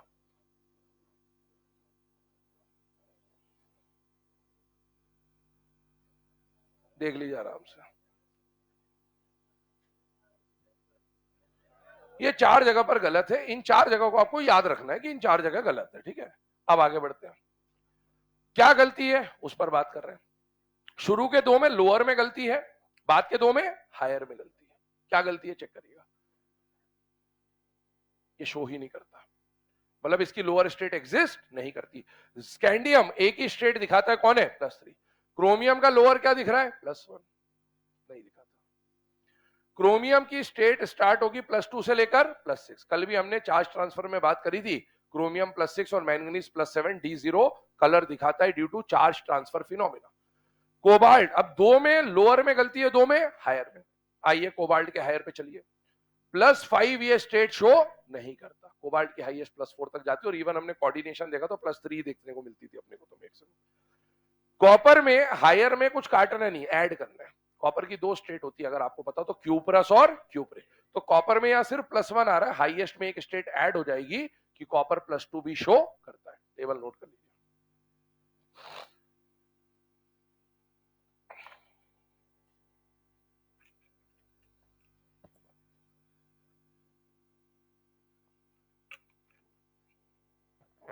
ठीक है, टेबल बना लो। अब इसके आगे का डिस्कशन कल ही स्टार्ट करेंगे, समय हो ही गया है।